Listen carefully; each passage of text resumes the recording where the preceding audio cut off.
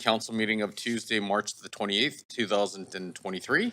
This council meeting is being convened by electronic means as authorized under Part 14 of the Procedure Bylaw, the City of Vancouver electronic meetings. As such, council members and the public may participate in person or by electronic means.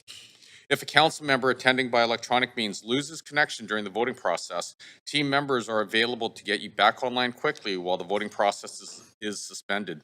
The team members' contact information has been circulated to you. Video of council members speaking, presentations, and vote results will be projected on the live stream when available. Council members are reminded that, in accordance with Section 14.13 of the Procedure Bylaw, members must enable their video to confirm quorum. In case of an emergency where you need to evacuate the building, I would like to direct your attention to the exits. There are 2 exits beyond the glass doors and to the left, so you just go right out and to the left. And if the glass doors are obstructed, please direct your attention to the 4 exits in this chamber, over there and over there, kind of like in an airplane. And please use the stairs, do not use the elevator. I would also like to highlight that there is a defibrillator located at the end of the hallway outside of the council chamber. We'd also like to acknowledge that we are hosting today's council meeting on the unceded territories of the Musqueam, Squamish, and Tsleil-Waututh First Nations, and I do want to thank them for their generosity and their hospitality and the love and the care that they show the land that we get to live, work, and play on.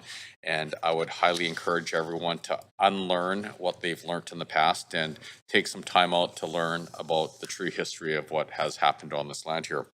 Where are we here? I'd also like to take a moment to acknowledge 2 of the city's official observances.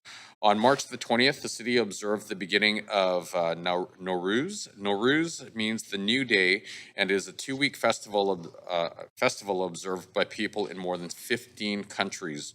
Nowruz promotes the values of peace and solidarity, reconciliation, and neighborliness, diversity and friendship amongst people. Nowruz is a time of transformation and a reminder that every new day is a chance for a fresh start. March 22nd marked the beginning of Ramadan, a month-long religious observance for Muslims around the world. It is the 9th month of the Islamic lunar calendar and is marked by fasting, prayer, and acts of charity. The end of Ramadan is celebrated with the holiday Eid al-Fitr, celebration of feasting, family gatherings, and exchanging gifts.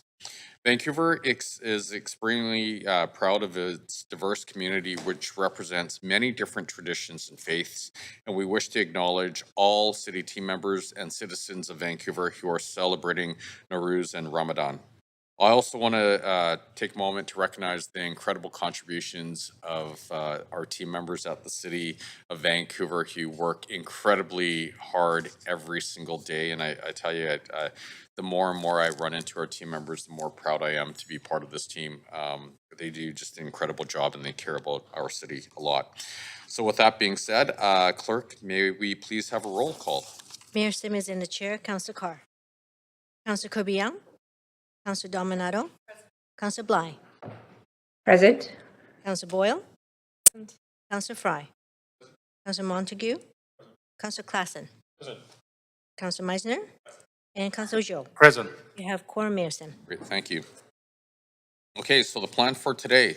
Any comments on agenda items can be sent to council using the web form on the city's website. The link to that form will be tweeted out on @VanCityClerk. I also want to note the City of Vancouver's longstanding commitment to equity, diversity, and inclusion, including the utmost respect for all genders. I remind Council that when addressing speakers and the city's team members, we will avoid using gendered honorifics and will instead refer to the person by first and last name, role, or title. Today we have 3 administrative items: in-camera motion, adoption of minutes and matters adopted on consent, 9 reports and 3 referral reports, 22 bylaws, 1 approval of form of development, 2 council member motions, notice of council member motions, and new business, inquiries, and other matters. I don't think we're going to make a record of 46 minutes today, but We'll see. The plan for today will be to break at noon for lunch, followed by the in-camera meeting, return at 3 p.m., continue to deal with the remainder of the agenda, and if needed, break at 5 p.m. for dinner, and return at 6 p.m. to complete the agenda if required. So council is required to meet in camera later this week. The reasons and authority under the Vancouver Charter are listed in the agenda. Would someone like to move a motion to go in camera later this week? Thank you, Councillor Claassen. May we have a seconder? Councillor Carr. All those in favor say yay. All those opposed say nay. Great, the motion carries unanimously. Minutes one are from the council meeting of March the 7th, 2023. Are there any corrections to the minutes? Would someone like to move adoption? Councillor Joe, may we have a seconder? Councillor Carr, thank you very much. All those in favor say yay. All those opposed say nay. Great, the motion carries unanimously. Minutes two are from the public meeting of March the 7th, 2023. Are there any corrections to the minutes? No. Would someone like to move adoption?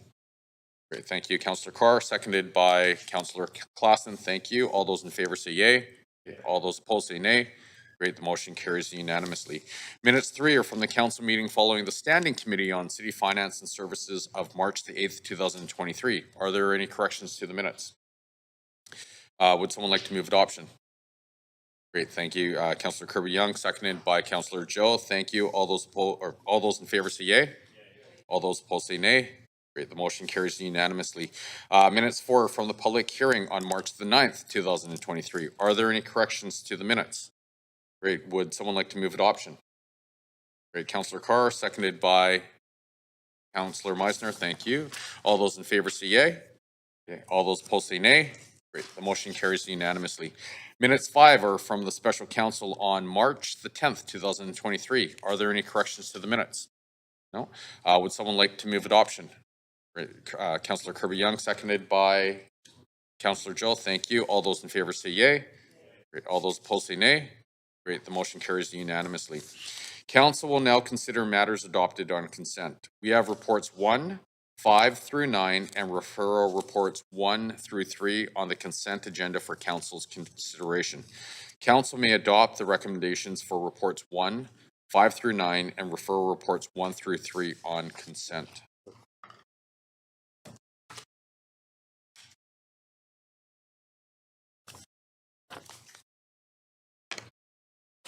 Does any member wish to hold any of the items for debate or questions to team members? Oh, yeah, I forgot about that. There's Councillor Kirby-Young. Yeah, thanks, Mayor. I'd like to hold item 5. Item, I think, oh, yes, you're right. Okay.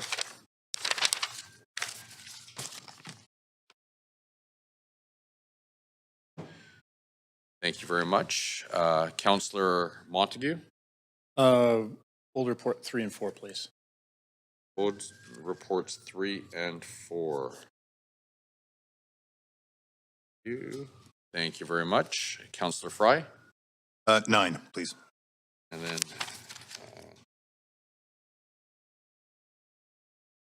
thank you very much. Please bear with me for one sec.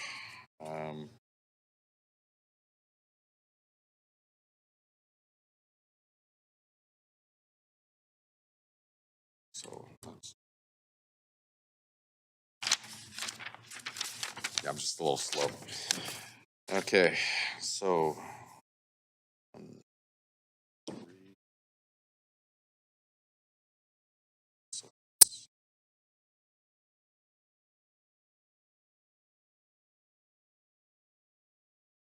sorry, just bear with me for one sec.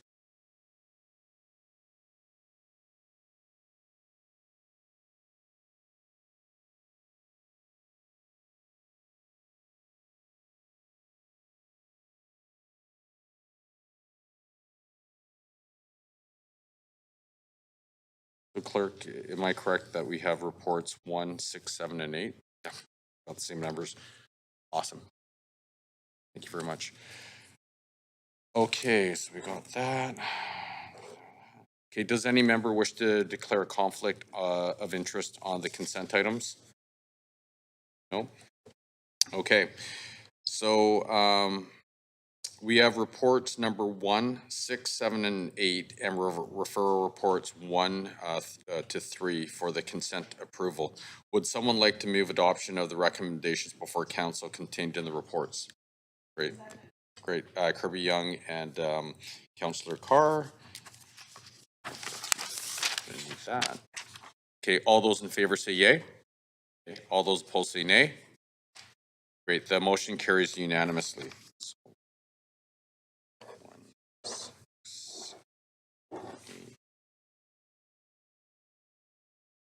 All right, so the following have been approved on consent.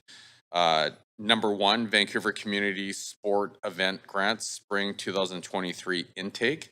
Report number 6, Annual Federation of Canadian Municipalities, FCM, Union of British Columbia Municipalities, UBCM, and Lower Mainland Local Government Association, LMLGA membership fees for 2023 to 2024. Number 7, contract award for consultant for landfill design and contract administration, phase 5 closure. Number 8, contract award for construction of sewer separation on West 54th Avenue. And referral reports number 1, 2, and 3. So number 1 is CD-1 rezoning, 4065 Victoria Drive, Cedar Cottage Neighborhood House. Referral report number 2, CD-1 rezoning, 1045 Burnaby Street. And referral report number 3, rezoning 2126 West 34th Avenue and 5025 Arbutus Street and 2109 to 2129 West 35th Avenue. Please bear with me for 1 sec. Okay, so we had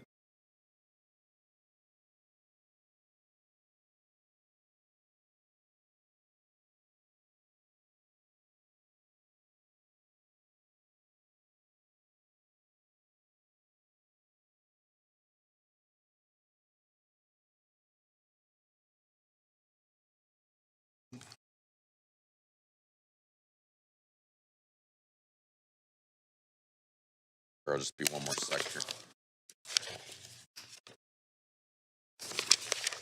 So that's 2.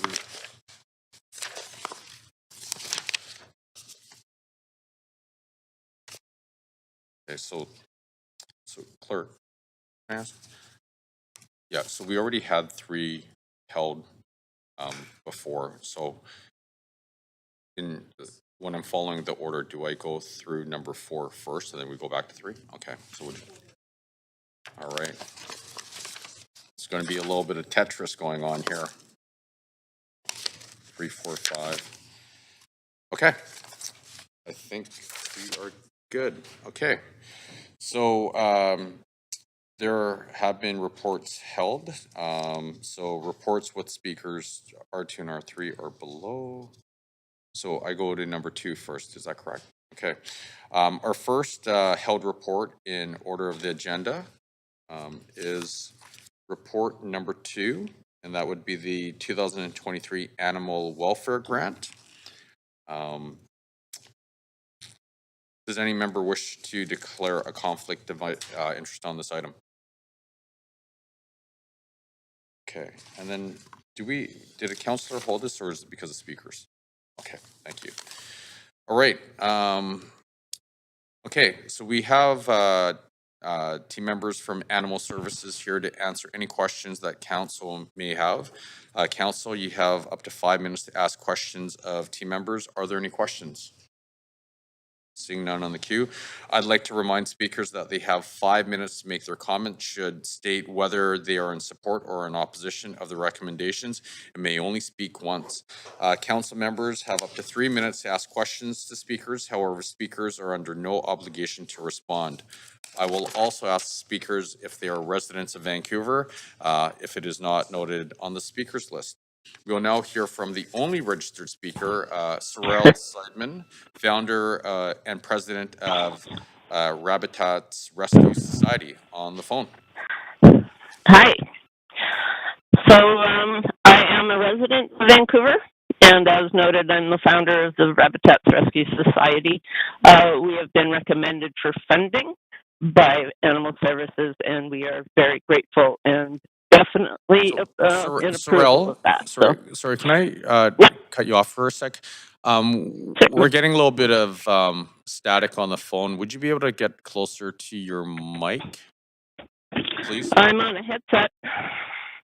Is that any better? No, it's very hard to hear you.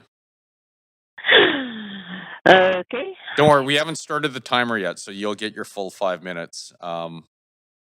Would you be able to get off your headset and I can try.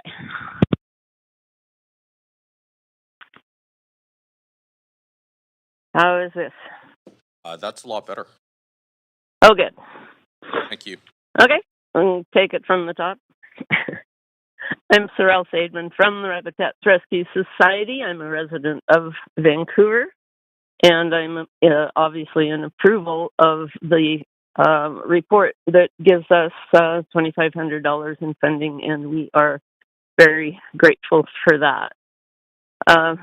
So these funds will sterilize 10 rabbits, and that is very, very helpful. But Rabitats is a humane control agency as well as a pet rescue. So we're really interested in the effects on the environment and in long-term, long-range planning on domestic rabbit issues, because there have been so many loose in the environment, and they really can cause damage. So we're actually asking council to take a long, hard look at the domestic rabbit issues in other municipalities and the ones that we believe are starting in Vancouver. And we would like to see the city develop a strategic plan on this. And you can see on a slide here, we have a map of the Lower Mainland that we've been keeping since 2017, and we track abandoned rabbits. And in addition to this data, we receive phone calls from people wanting to surrender pets. So what we're seeing now is a pretty drastic escalation. And on top of this, we've got, for various reasons, Vancouver Animal Services and the BC SPCA can no longer pick up stray rabbits. Sorry, can I interrupt you for 1 second? I'll give you a few more moments. Can you just please let us know when you want us to advance your slides so the chamber here can see or keep up with you? Oh, there's a slide. Okay, I've got a leg, actually, on top of everything else in my viewing, so... But yes, we can go to the map. What page would you like us to be on right now? Okay. 1, 2, 3, page 4. Great. Thank you very much. I think you're on page 3 now. Page 4 is the map of the Lower Mainland. And I won't be able to see when the slides are advanced because it does. There's quite a lag. Oh. Okay. Well, but there is. Yeah, whenever you want us to go to the next page, if you can just say next page, that'd be great. We're on the map of Vancouver right now. Oh, good. Okay. So the map does show the recent abandonments, and it shows how many we've picked up, but it's also showing how many are potentially left in the environment. And we can definitely say that this is a escalating issue, especially as of this year. Just actually in the last 6 months, we've had quite the explosion. Next slide.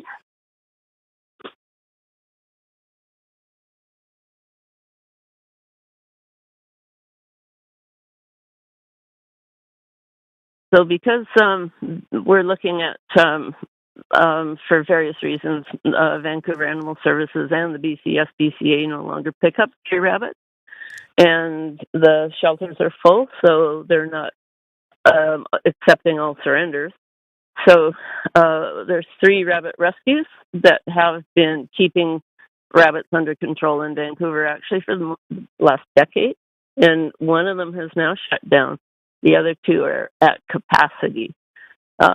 Combined with that, you've got the post-COVID pet dump that's happening all over, but rabbits in particular are an issue here because they were an easy pet to get during COVID, and now people are going back to work. So yeah, this all adds up, and throw Easter on top of that, and this is a perfect storm for rabbit issues in Vancouver. Next slide. We're looking at the damage rabbits can do in the environment, and everybody, I'm sure, is familiar with the problem in Australia, and it really only did take 50 years to go from 24 rabbits to needing a 3,000-kilometer rabbit-proof fence. They do breed like rabbits. A colony of 30 turned into 650 within months in Kelowna. So, next slide. And they do damage to structures and to property. They are burrowing animals, unlike the native rabbits. They really can even damage the sides of highways, structures, and playgrounds, playing fields, that sort of thing. So it's a really good idea to keep them under control. Next slide. Who is responsible for the rabbits? And this is an issue. This issue keeps getting punted back and forth between various jurisdictions because they are pets, they are wildlife, they're farm animals. So it's an issue with the province and the municipalities keep punting it back and forth. And Sorrel, But, sorry, I apologize. You're at time now, but you do have a question from Councillor Fry. Great. I'm pretty much done, so. Thanks, Sorrel. I understand this is probably a pretty busy time of year for you with Easter and the popularity for adopting bunnies. And I appreciate the work that you guys are doing and recognize that the capacity is not there. And you mentioned this sort of perfect storm. I understand that Kelowna and Delta both have bylaws for spay-neuter of rabbits. Yes, they've been successful. Some municipalities on Vancouver Island too have made anti-breeder, not anti-breeder, but just mandates to restrict breeding, mandate sterilization, that sort of thing. And I know that in 2012 there was an attempt at UECM to regulate spay-neuter for rabbits because it is such a significant risk, and we know that Delta and Richmond have really struggled with these feral rabbit populations that cause tens of thousands of dollars worth of damage.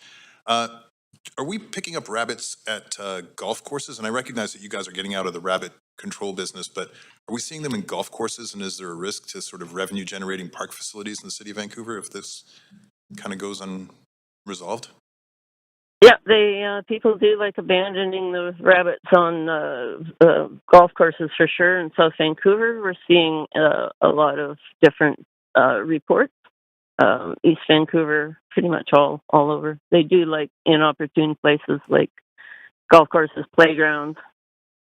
But this is where it gets into: are they abandoned pets or are they wildlife?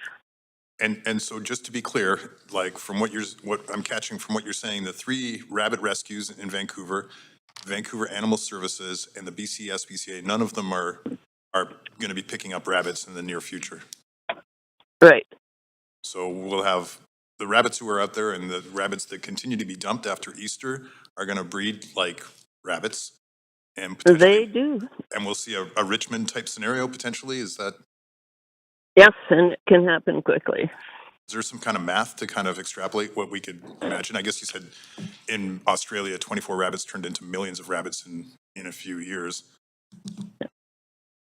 Yeah, there's a fair amount of stats. There was a biologist that saw 30 rabbits in Kelowna in February and counted 640, I think, in June.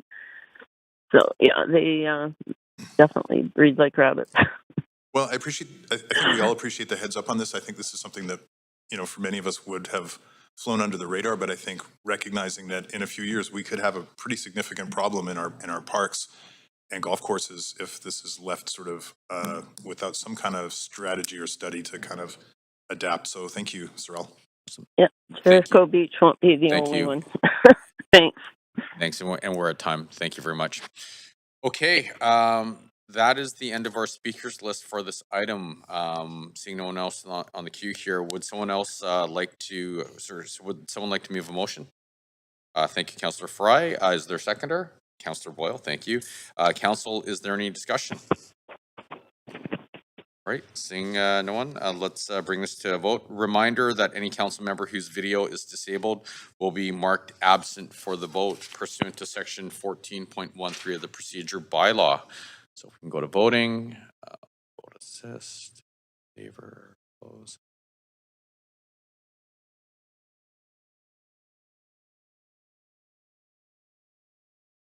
All right, and it looks like the motion passes unanimously. Great. The next item on the docket here is R3. So 2023 Community Services and Other Social Grants. Does any member wish to declare a conflict of interest on this item? No? Okay, we have team members from Social Policy and Projects Division here to answer any questions council might have. Council, you have up to 5 minutes to ask questions of team members. Are there any questions? And let me see here. Yes, Councillor. Hold on a sec. I'd like to remind speakers that they have 5 minutes to make their comments. Should state whether, sorry, don't worry about it. Okay, Councillor Meisner, you're up. Thank you, Mayor. My question is around if we do any due diligence in terms of ensuring that the organizations that we are recommending for grants are following policies similar to our respectful workplace policy. So what I'm referring to is, are they making comments in the media that if they were made in the chambers here would be in contravention or against our respectful workplace policy? Thank you, Councillor Meisner. Sandra Singh, General Manager, Arts, Culture and Community Services. I appreciate the question.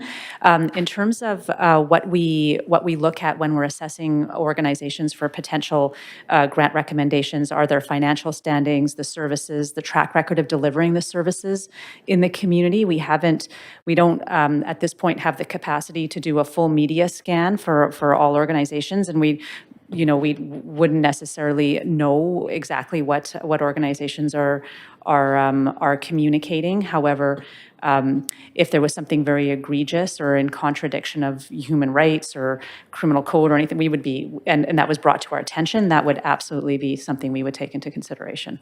Okay. Do you think there's any opportunity to work with media relations or communications in terms of flagging those media stories with possible comments that would be contrary to a respectful workplace policy with ACCS? I think we could certainly take that away and talk with them about the possibility of doing that. Whether we would be in a position to capture everything that is out there in the social media and in the formal media, I would suggest that it's probably not possible to capture everything.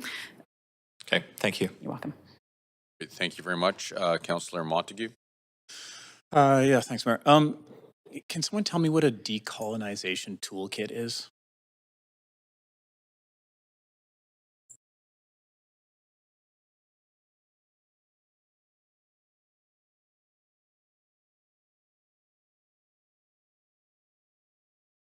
Yeah, hi, good morning. Rachel Telling, Senior Sustainability Specialist. So the decolonizing toolkit for community tended gardens for the Hives for Humanity application, I assume is what you're referring to. Yeah.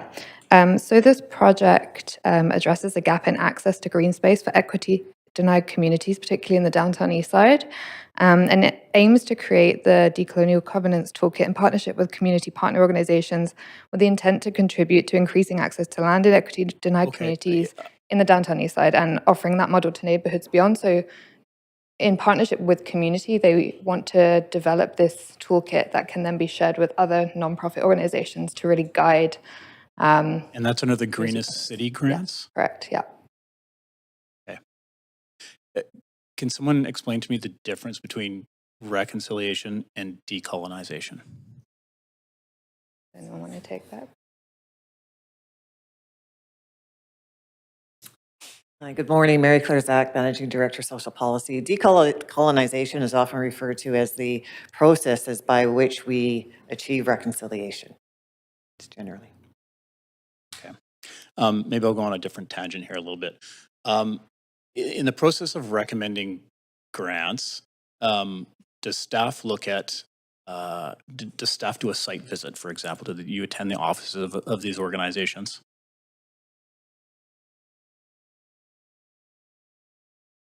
Hi, thank you. Sonia Bianchi, Senior Planner for Social Policy. As part of the intake process and the application process for the grants program, we don't do site visits specifically because there's hundreds of applications and only 4 to 5 staff that adjudicate them. We do, however, throughout the year, accept invitation to go to see programming, to meet with people in their offices. And see There's their like services. it's like 814 grants or something. Is Yeah. that correct? Okay. But we don't go to the visit and actually visit these offices. Do we determine, does staff determine how customers, I guess customer acquisition is the best way to put it, how they,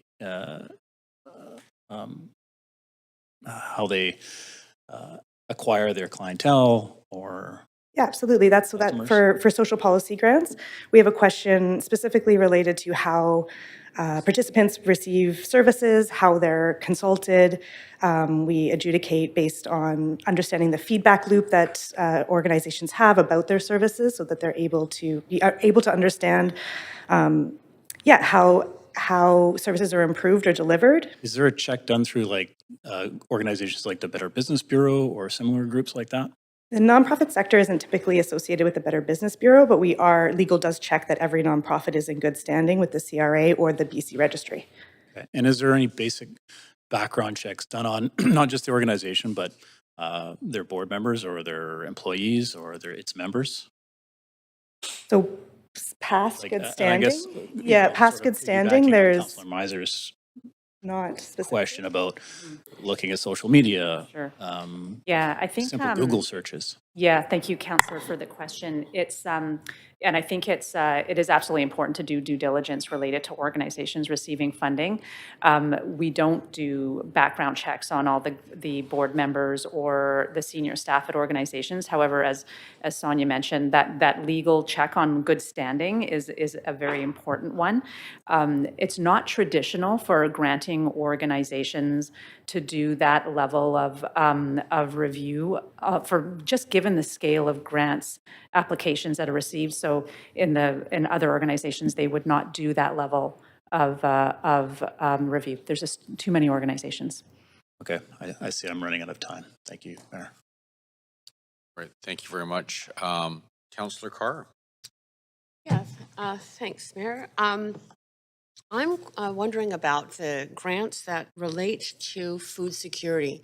I noticed as I was running through them that there were a number of grants that were not supported around food security. Specifically, I think there were 3 applications by Food Stash, which does take food that would otherwise be thrown away and create, obviously, an environmental problem in terms of GHGs, but then use it to deliver to people. One of them was, in fact, to deliver food to persons with disabilities and chronic illnesses.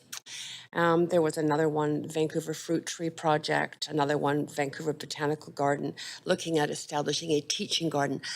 I'm deeply concerned about food security as we have increasing climate change, and I'm wondering what the response from staff on that, and if you have thought about food security as being a really important part of the grants that we do offer. Yeah, absolutely. Thank you for the question. So, when we look at the grants, we get overwhelmed with a lot of applications, as you know. I think one of the things that we understand is that we have a Sustainable Food Systems grant stream, which has been awarded on a multi-year basis. So we have made a significant investment into food security. So when we look at a social policy grants, we apply a bit of a different lens and look at criteria around what's sustainable, but also, what is within our wheelhouse to fund. And often food applications aren't ones that we put forward. So the food grants, the sustainability food grant stream, how much do we award through that and when? What's the timing on those? Apologies, Ali, I don't know off the top of my head because it was part of July's report last year, and it is on a multiple year basis. So they have 3-year contracts with the organizations that they've chosen. Okay, and are we informing the organizations about that option to apply through that grant stream? Yeah, absolutely. Okay, just again encouraging a look at what are big, challenging social issues, as and I think food is one of them. Thank you. That's it for me, Mayor. Thank you. Councillor Joe. Okay, thanks, Mayor. So my question is, can you describe to the council about the auditing process, either internal or external, to make sure those organizations receive the money will be using this money in the way they should? So thank you, Councillor. I'll start and then I'll invite staff to comment. So we do as a requirement of all of our granting agreements, there is a requirement that organizations report on their activities as well as provide audited financial statements that staff review to ensure that the funds are being used for the service purposes for which we're granting them, and that the organization is managing their funding appropriately. In terms of the auditing process, we on occasion will request an audit of an organization if we have some concerns around the management of the organization or the funds that they're deploying, the city funds that they're deploying. So it's rare, but it is at times a tool that we have deployed. Okay, so then the other follow-up question is, do we review every single receipt incurring during the process from the organization? So we don't review every single receipt from organizations, but I think if you would you speak to the financial review? Thank you for the question. No, we do not require organizations to send us receipts. Again, it's related to their good standing, which is related to their tax filings every year. So that's one of our main checks for that. When we look at our financial reports, we really are looking at being in good standing and having a healthy financial reserves and resources available for their programming. Okay, so if we don't review every single receipt received, how can we make sure every single dollar is using in the activity they should be using? So thank you. So we, as customary in granting, and this is not unique to the city, it is customary for any grants, even grants we receive from senior government. We're not required to submit every single receipt. We do report out on how we spent the money in aggregate. By category, we report on and on the activities. But yeah, it's not customary for granting organizations to require that level of documentation. Thank you. And then, is it possible to have some external auditing team to review the process with those organizations? So we have had an audit of our granting processes recently undertaken by the city's audit team, and we have implemented different measures around report. Like there's a number of recommendations that we've implemented, and in terms of particular organizations, are you talking about particular organizations or External auditing process, is that possible? Some external auditing? to audit our granting process? Auditing the organization who received those granting. So in the situations where we have requested an audit of a particular organization, we've typically engaged our internal audit team here at the city to undertake that. Yeah. They do follow standard. They're accredited in the field of auditing. They do follow standard audit procedures, and so they do bring back recommendations based on professional practice. Okay, thanks. So my last question is, if public has questions to certain organizations, so what is the best way for them to send their complaint or appealing process?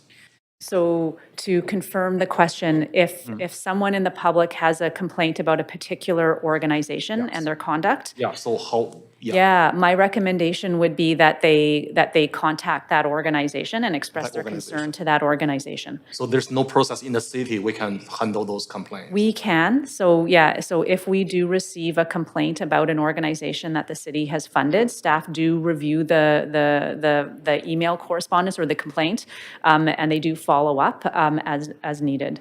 Okay, thank you. You're welcome. Thanks. Great, thank you, Councillor. Councillor Dominato. Thanks, Mayor, and thanks, Sandra. Just a couple of questions.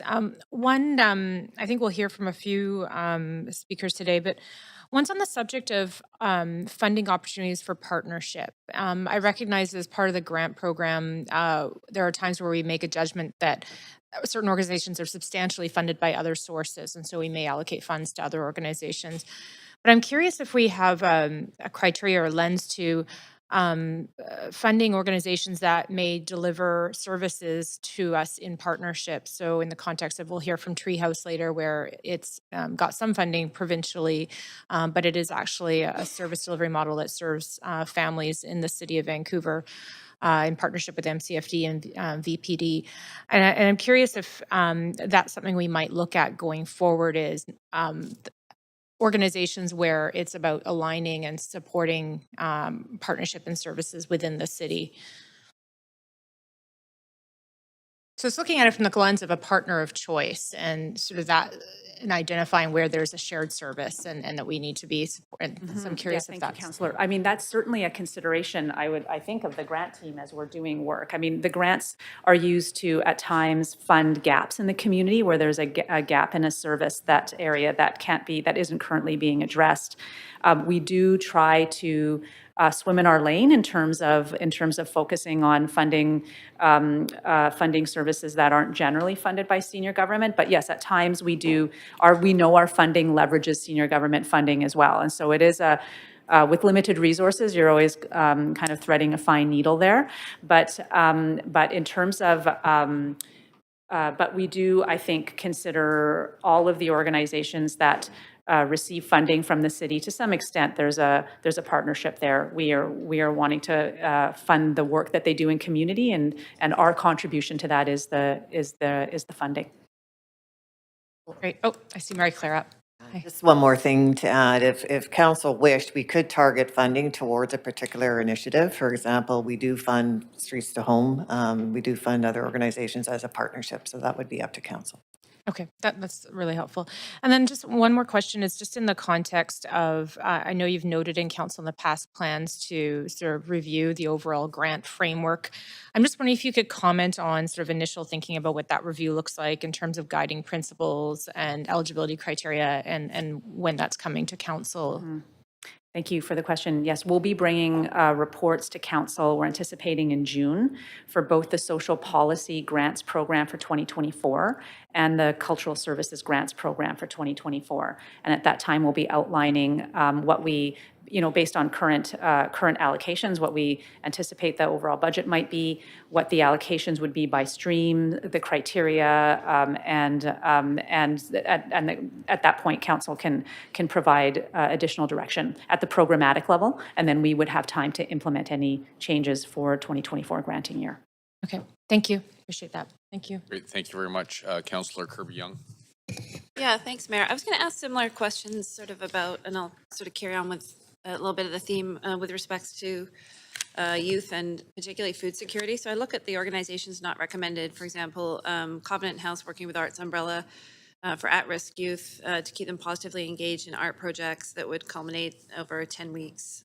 Seems pretty great way to give youth at risk a great outlet. It would culminate in a public exhibition of art. Or the Food Stash Foundation, who rescues surplus healthy perishable food from farms, wholesalers, and grocery stores and redirects it through partner organizations to 100 families through a Pay What You Can rescued food market. And so I guess sort of delving into the question a little bit more is, when was the last time that the sort of grants strategic direction and focus was reviewed, and how much do staff stick with that, and how much flexibility is there within the current process to adapt to issues that we're really seeing, such as the incredible challenging affordability, food insecurity youth that are getting hit that we know costs a lot more later on if they're not supported early on in terms of stable housing and services. So Yeah, absolutely. Thank you for the question. So to reflect back on food as a specific topic, so we were just looking through our July report, and we have invested almost $200,000 in food sustainability.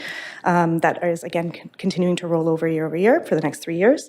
When it comes to youth, we are working with other levels of government to secure funding specific to youth safety. So we have the Building Safer Communities program, which is something that will be specifically targeted at youth and youth violence and intervention and prevention of youth violence. So there's some specific funding that is targeted towards youth.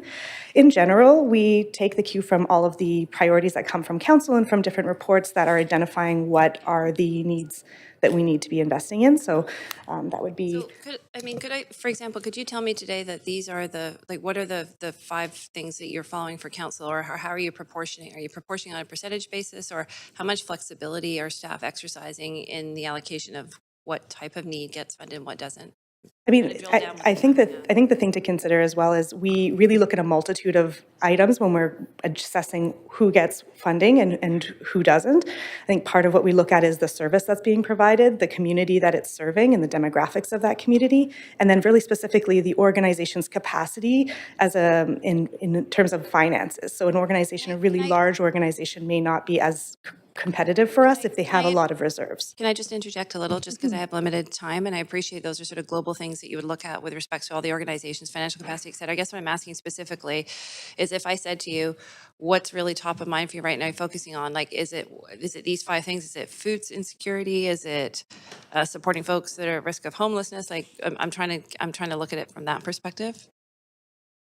Yeah, absolutely. So, we look specifically at ensuring that equity denied or deserving communities are supported. We're looking at reconciliation and supporting Indigenous communities and urban Indigenous peoples. We're looking at services that are intersecting the most, multiple vulnerabilities. So that might be something like low income, senior status, again, the variety of vulnerabilities that we consider. We look at the equity strategy. Very clear. Yeah, I think it's also outlined in the report around how this connects with the Healthy City Strategy and some of the work there as well that council approved a number of years ago. So, and Sonia is right. We look at those emergent issues. We also look at council direction. So we've had council direction around food policy. We know as staff that food security is a key issue. We know women's safety is a key issue. And also been supported by council in the past with previous information. As far as reviews go, we try to typically do those every 5 years or so. The last one that was done from a strategic level happened about just in coinciding with the equity framework. Okay, just for the last minute I have, because I mean, hundreds of organizations, and you've listed a lot of areas of need and a lot of complexity in the city. Is it too broad? Are we trying to do too much? I think that the grants have always served to serve folks who are equity denied and cover a spectrum of those.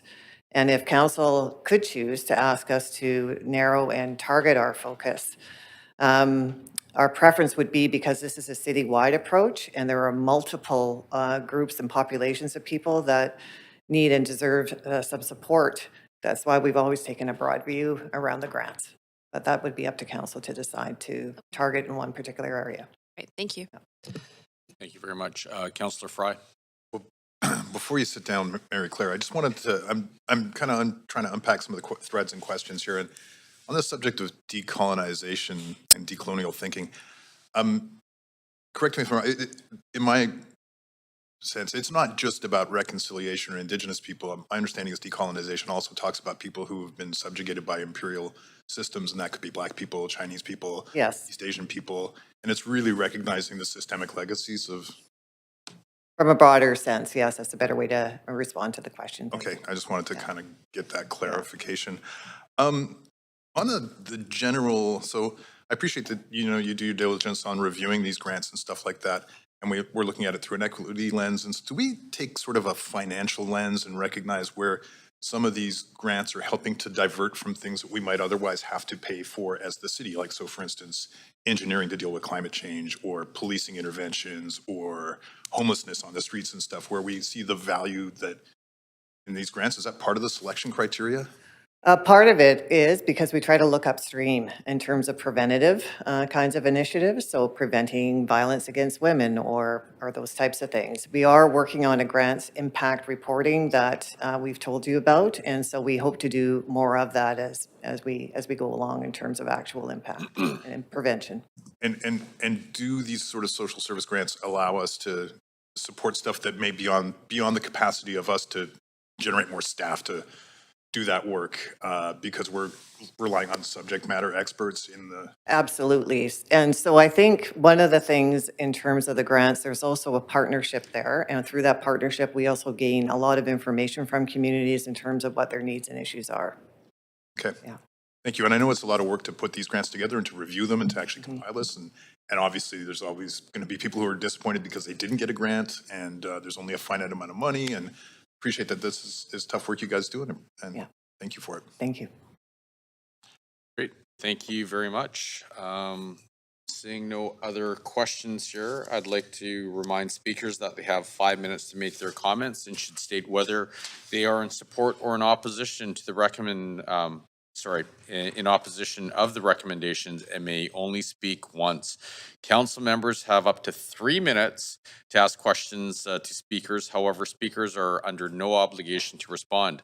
I'll also ask if speakers are residents of Vancouver if it is not noted on the speakers list. We will now hear from our first registered speaker, Kathy E. Thompson, council member of the South Vancouver Seniors Hub. And Kathy, are you on the phone? I am indeed. Great. Please. Thank you. Thank you. I hear an echo. Is that your phone or mine? No, we're good on this side. Can you... I miss not being there. I have to tell you that. But anyways, good morning, Mayor, Sim, councillors, and staff. On behalf of the South Vancouver Seniors Hub, thank you sincerely for this opportunity to speak on a subject that is very dear to our hearts, that's seniors and their wellness in our neighborhood. My name is Kathy Thompson, and I'm a proud member of the South Vancouver Seniors Hub. I live in Vancouver. I'm a resident. I'm a senior who is quite surprised that I got to be a senior so quickly, and I'm definitely a volunteer. For over 10 years, the City of Vancouver has been a constant supporter of the South Vancouver Seniors Hub, and we sincerely thank you. This funding has enabled us to deliver valuable and much-needed services to seniors who have told us that they want to be independent and active participants in their neighborhood. We provide the programs for this to happen. Thank you again. We, like you, value healthy and strong relationships as we have with the city, such as the emergency preparedness kits handed out during the heat dome, and local community centers, like-minded groups and networks such as Metro Vancouver Cross-Cultural Seniors. I'd like to express how grateful we are to work with your Peter Brookman, Social Policy. Healthy and open relationships are key to the success for making things happen. This morning, I'd like to talk about 3 items: how the Seniors Hub came about, what we do briefly, because it would take me a good day to tell you what we do, and why we're here today, the most important reason. So the Seniors Hub came about after a report in 2009 funded by the UBCM and United Way, called Sustaining Seniors Through the Neighborhood House Model, published results stating that the fragmentation of senior services became a major concern. Thus, the South Vancouver Neighborhood House was asked to design and implement a Seniors Hub as a 3-year pilot project. I'm very proud to say that we serve as a model for other neighborhood houses locally and even internationally in Berlin, where we're asked to share our expertise. Now, 10 years later, we're going strong. We're enhancing programs where we can and offering programs in many languages, and just recently added Vietnamese, another growing population in our neighborhood. So if I could just give you some background information on the South Vancouver Neighborhood House located on Victoria Drive. I'm going to just, because you can find the programs we offer on the internet, but some interesting facts include that our border ranges from Main Street to Boundary Road and 41st Avenue to the Fraser River, and is home to approximately 100,000, yes, 100,000 people from diverse backgrounds. 100,000 more than the population of cities such as Kamloops, Chilliwack, and close to Nanaimo. 16% are seniors and 14% are children under 15 years of age.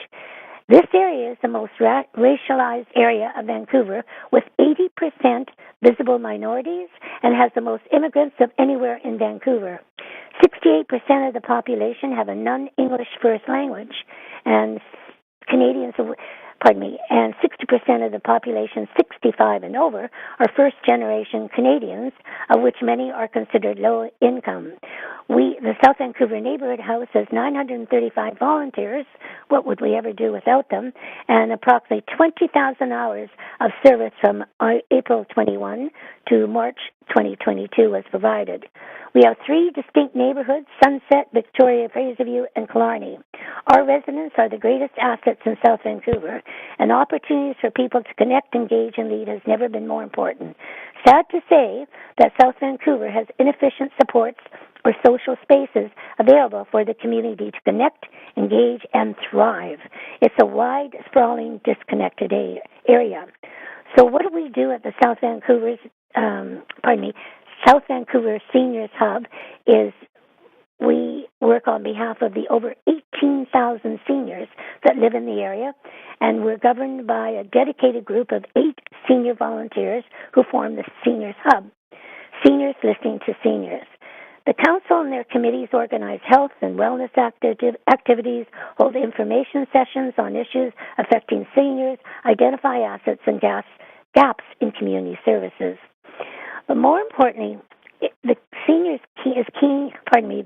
Hub Council is keen to provide ongoing leadership and support the planning and implementation of new weekly wellness program for Vietnamese-speaking seniors, and provide increased support to the South Asian seniors women's wellness delivered in Punjabi. So why I'm really here is, given the gap in the cultural and language-specific programs for seniors from these communities, Hub Council wants to address this by co-creating weekly programs designed to support vulnerable individuals. And finally, and this is the reason I'm here this morning, it's about inequity in funding. So I was pleased to hear earlier when someone asked about equity. And then we have evidence-based data. In 2021, in partnership with Simon Fraser, an extensive research project was conducted with SFU Urban Studies and the Faculty of Health Sciences, entitled Social Infrastructure Services and Unmet Needs in South Vancouver. Sadly, the report revealed important information about the lack of social infrastructure that exists in South Vancouver. The report highlighted several inequities. What stood out for many of us that live here was the fact that it revealed that we have long suspected that South Vancouver receives less services per capita than the Vancouver average. This is by Holden, Firth, and Fassini in 2001. These barriers to accessing services hinder the quality of life of residents, especially with the more vulnerable populations of seniors and youth. Awesome. Sorry, Kathy, and you're at time. Oh, no. Yeah, I'm sorry. No, Darn it. Okay. Well, I'm so sorry. I wanted to point out the inequities. So what do I do now? Here's the great thing, Kathy, though. You do have a question from Councillor Carr. Oh, hello. Hello, Councillor. Hello, Kathy. Yes, I am interested. You did say at the beginning that you wanted to talk about inequity in funding, and I would like to know more about that, please.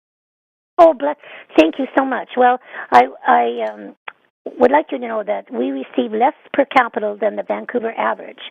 So that means that 11.1 for South Vancouver per capita versus 25.03 per capita. That's on page 7 of the report. And the other thing, that's quite a difference, 14%. And given our 100,000 population, and that we're the largest multicultural population, we'd like to see.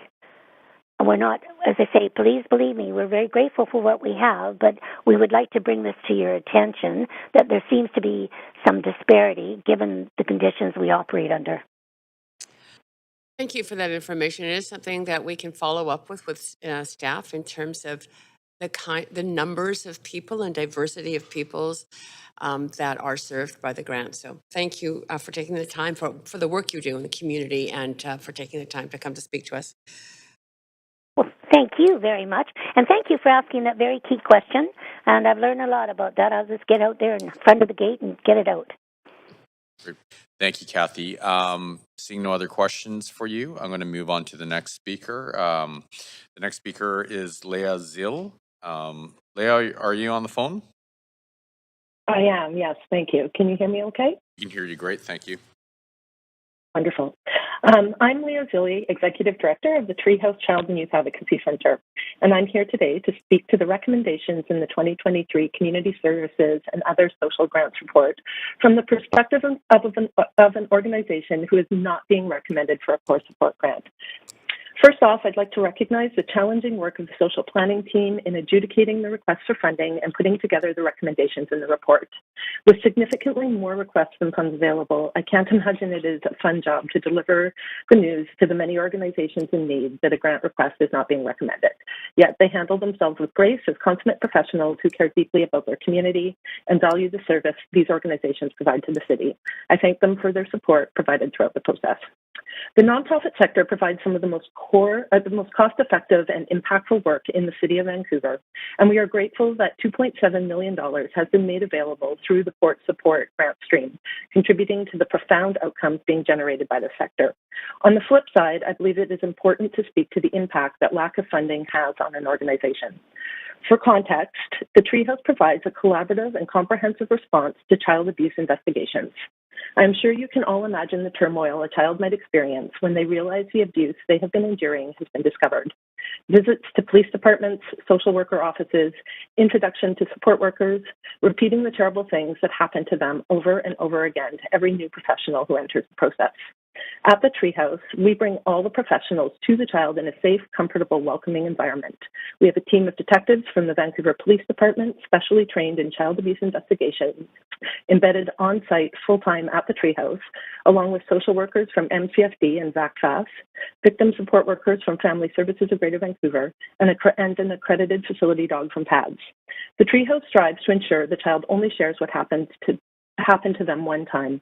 Our team meets regularly to discuss each case, and the family is supported from the moment they are referred to the Treehouse all the way through the court process and beyond. The Treehouse has streamlined communication between the systems and improved information flowing to families. We have closed the gaps between systems through which young people too often fall. The professionals working in the CYAC model cite time and cost efficiencies and improvements to how they do their jobs due to the collaboration. Children report feeling heard, and families routinely speak of how supported they felt throughout the process. Research and evidence shows that the Child and Youth Advocacy Center model works and is highly cost-effective, yet we continue to struggle to get traction on stable and adequate funding from any level of government, putting this crucial service in jeopardy.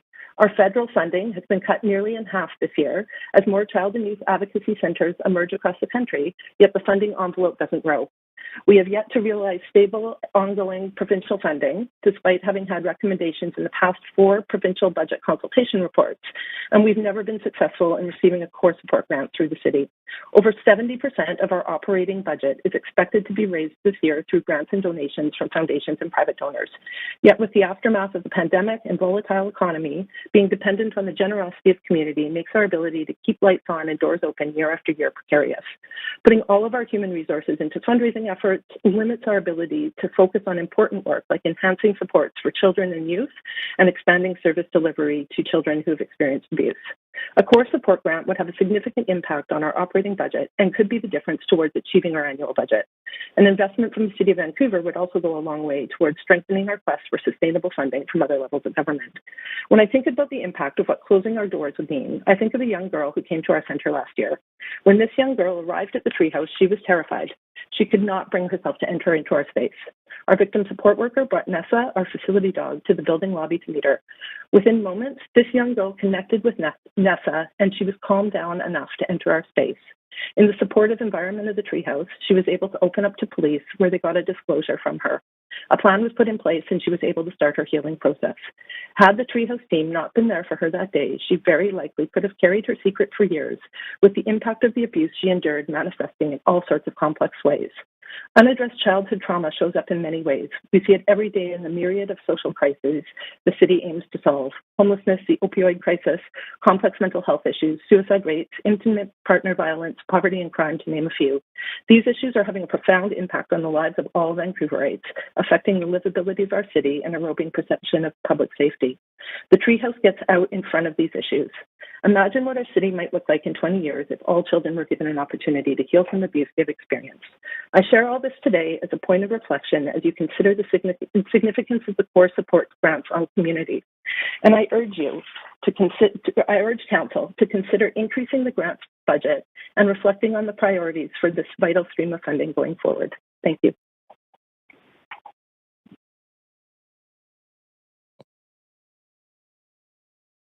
Here we go. Councillor Dominato. Thanks, Mayor, and thanks, Leah, for calling in today.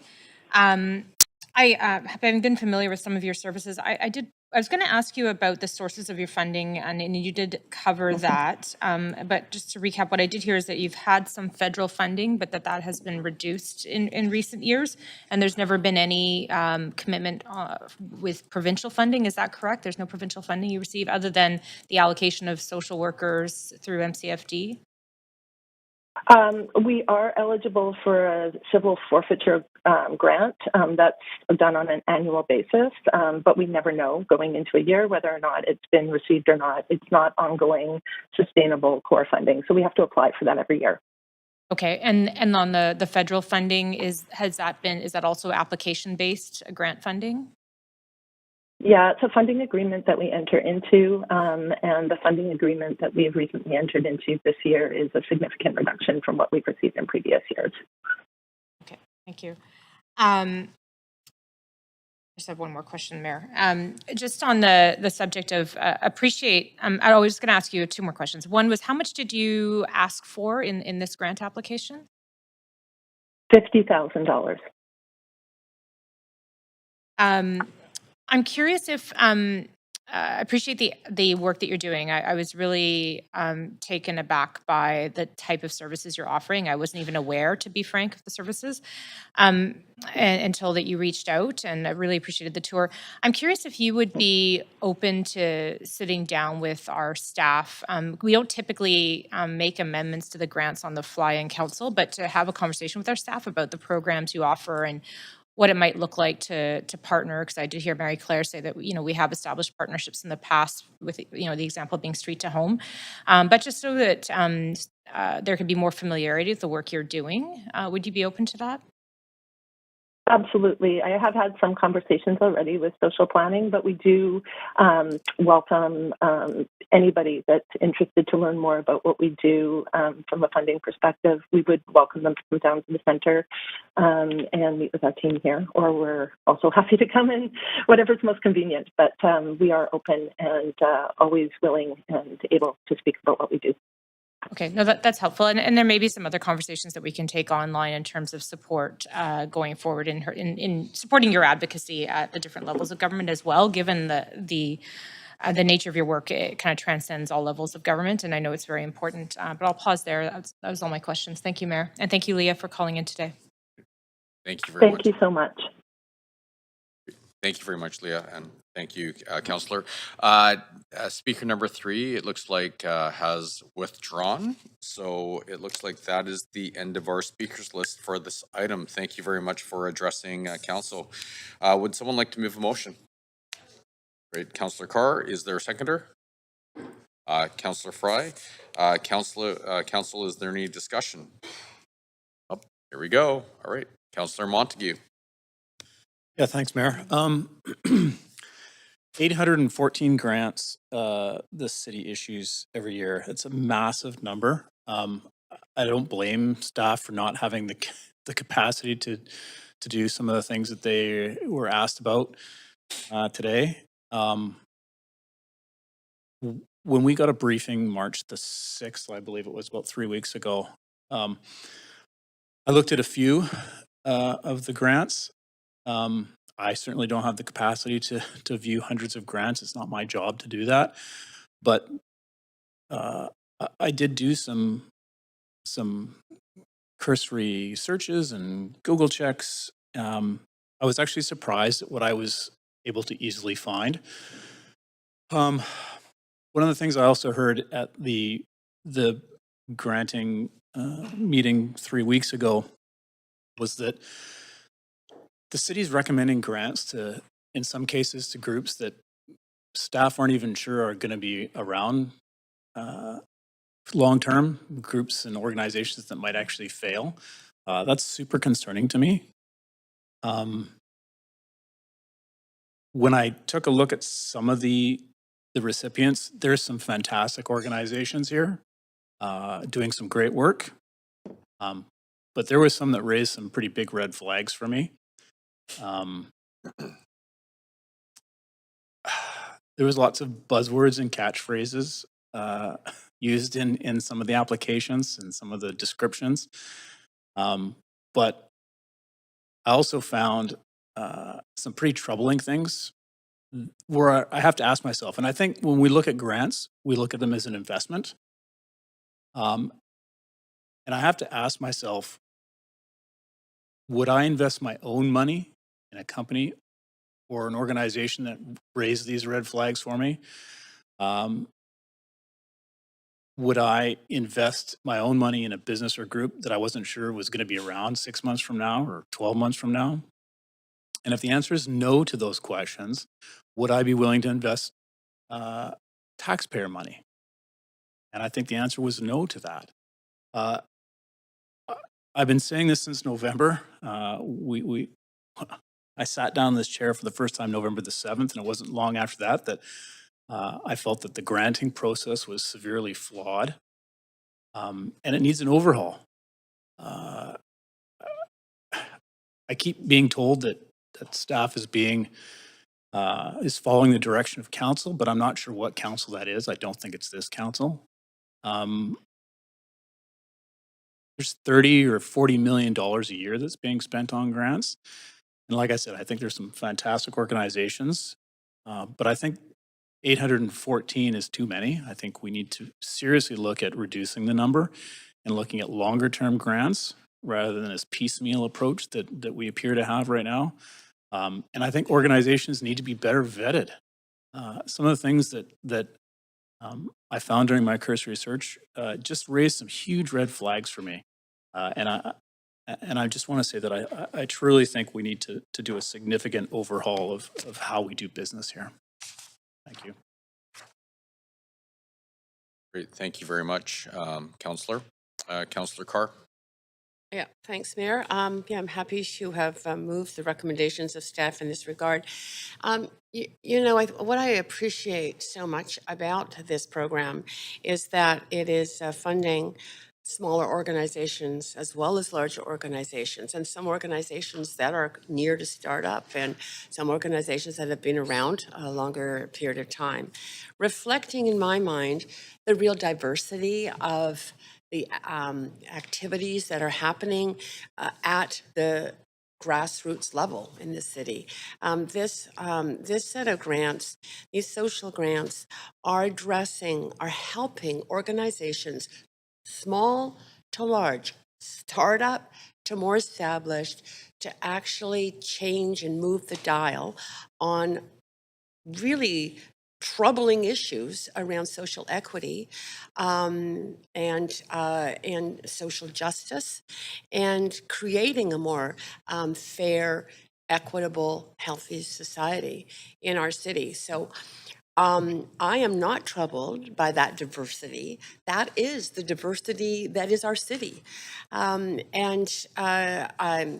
do think a review, and staff did mention in answer to one of my questions, that from time to time there is a review of the priorities, and I would welcome that. I am particularly concerned about the way in which the social changes that we've gone through COVID, and the social changes that are starting now and will only get more challenging with climate change, that we need to look at them. That's why food security to me is a really important issue. I am troubled by food stash not getting the funding, for example, because of that good work they do. I'd welcome follow-up work with staff, staff working with the food stash in that regard. I don't want to see those food hampers going to people who are disabled and of low income, not being able to get them that food. So I would just throwing that out as suggestions for some follow-up action. I think that that sometimes it's hard to hear from organizations who are struggling on the front lines of very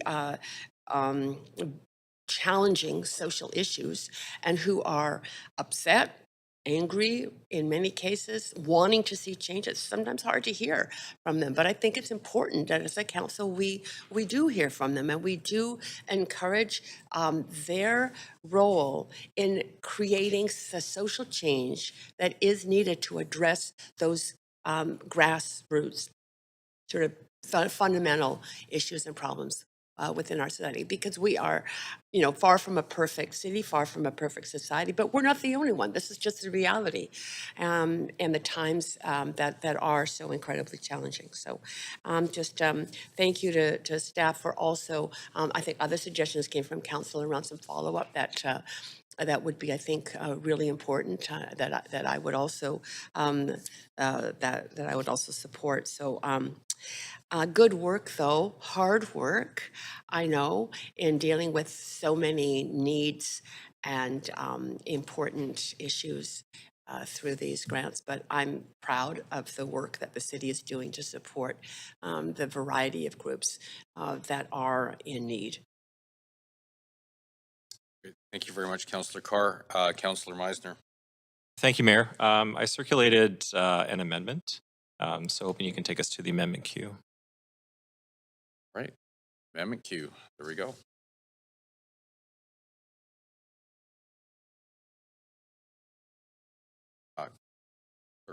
There you go. Thanks very much. So earlier, lots of great discussion today, and I just want to be clear, we are very appreciative of all the work that you're doing with all of these grants, and the diversity of organizations that are included. We have a very diverse city, and as such, our grants should reflect that. And I very much understand how difficult it would be to do a deep dive on every organization, everything they've ever said on social media, in the media. That's going to be extremely difficult. That would be an immense amount of work. But Mike, I have some concerns. As mentioned, there's been several organizations, great organizations in the community that didn't receive funding. Food Stash, Covenant House for a project, AIDS Vancouver for a project. And there was a couple organizations in this list that popped out to me. So I just did a Google search. I'm not going to mention what organization this is, but they are receiving 2 grants. So not just 1 grant, 2 grants for a total of $70,000. And here's what they said about the election of Mayor Ken Sim in the media a day after his election. And this article was celebrating the election of Vancouver's first Chinese-Canadian mayor and how exciting that was for the community. The person behind this nonprofit that's receiving these 2 grants said, quote, "I know that the Chinese-Canadian community is really excited about the first Chinese-Canadian mayor. I just want to point out that just because someone looks like you doesn't mean that they are actually going to take care of you. That's the unfortunate truth." And then they went on to say that they were very disappointed by the election of our mayor.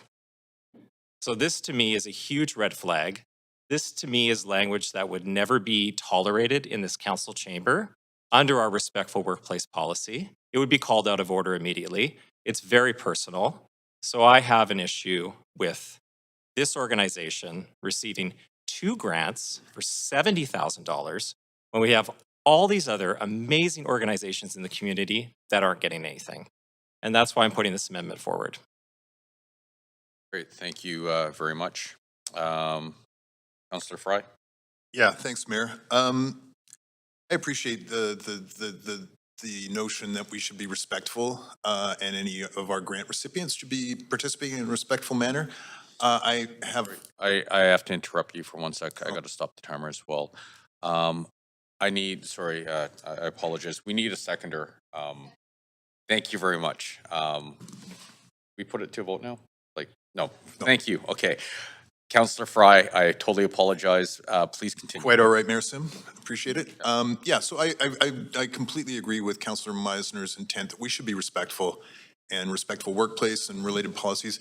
I have a real problem with the ensuring that city grant recipients are nonpartisan. You know, the definition of partisan really is somebody who's prejudiced in favor of a particular cause. It does not necessarily imply political partisanship. That's why we add the adjective political to partisanship to further describe it. I want to also add that when we talk about partisanship, that could be somebody who is prejudiced in favor of a certain cause that happens to be honeybees or green roof farming or community policing, or there's a variety of different ways one can be partisan. And I further want to kind of articulate that the fundamental freedoms that we enjoy under the Charter of Rights and Freedoms and here in Canada allow us to have the freedom of association, the freedom of consciousness and religion, and freedom of opinions. And I fear that this puts a chill on anybody who gets a grant from the City of Vancouver having an opinion. Now, I certainly recognize without the specifics, I'm not familiar with the organization, but I understand where Councillor Meisner is going with that perception. And I think certainly there should be a lens through which we review what our grant recipients are saying about elected councillors and the mayor. But I don't think this is the kind of language. So I'm going to submit an amendment to strike that particular piece, and I'll send that to you. We need to go to the amendment 2, Q. Okay, so I'm going to move it to amendment Q2. Would you be able to log in? Okay, I'm just going to add you to the queue here. Or can you add, sorry, clerk, can you? Perfect. Oh, did we just lose you there? Okay. Okay, there we go. Yeah, right. And so it's really just ensuring that city grant recipients are nonpartisan. Because that's far too broad a stroke, in my opinion, and I think that puts a real chill over any grant recipient having any kind of opinion. And even you know, in fairness, even I think our grant recipients should be allowed to be critical of us as council. I mean, I agree with Councillor Meisner that we shouldn't be personalizing it, or obviously have no tolerance for racism or hate speech. And I can't speak to the specifics. I don't know what he's referring to, but I do worry about the broad stroke of eliminating any recipients who show any partisanness. So that's it. That is my amendment to the amendment. Can we please get a seconder? Great. Councillor Carr. All right. Is there any discussion?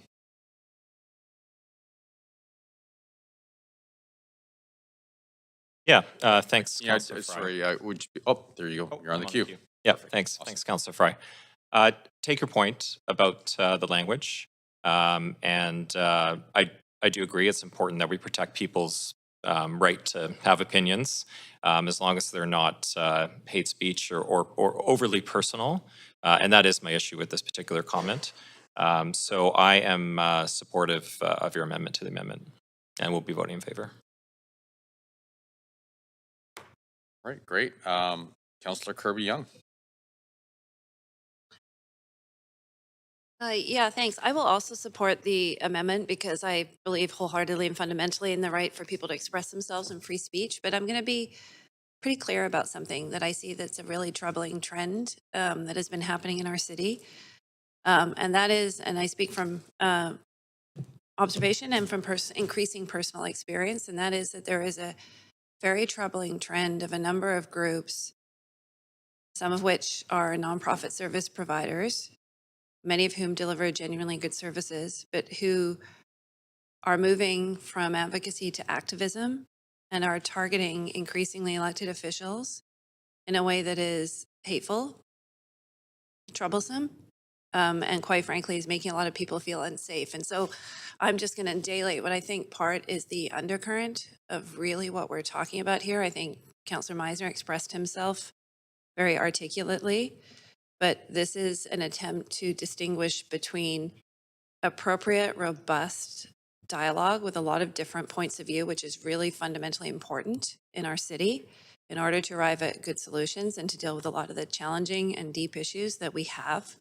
particularly with our equity-seeking populations, some of the deep issues we have on the downtown east side, different perspectives, whether it's about law enforcement, whether it's about approaches to homelessness or getting people towards treatment. And I think that we really need to create and rebalance our public discourse around focusing on positive differences of opinion and, positive friction in moving towards some of those outcomes, as opposed to letting it go when people are going offside and they're resorting to intimidation, in some cases, name calling, degradation of people's character.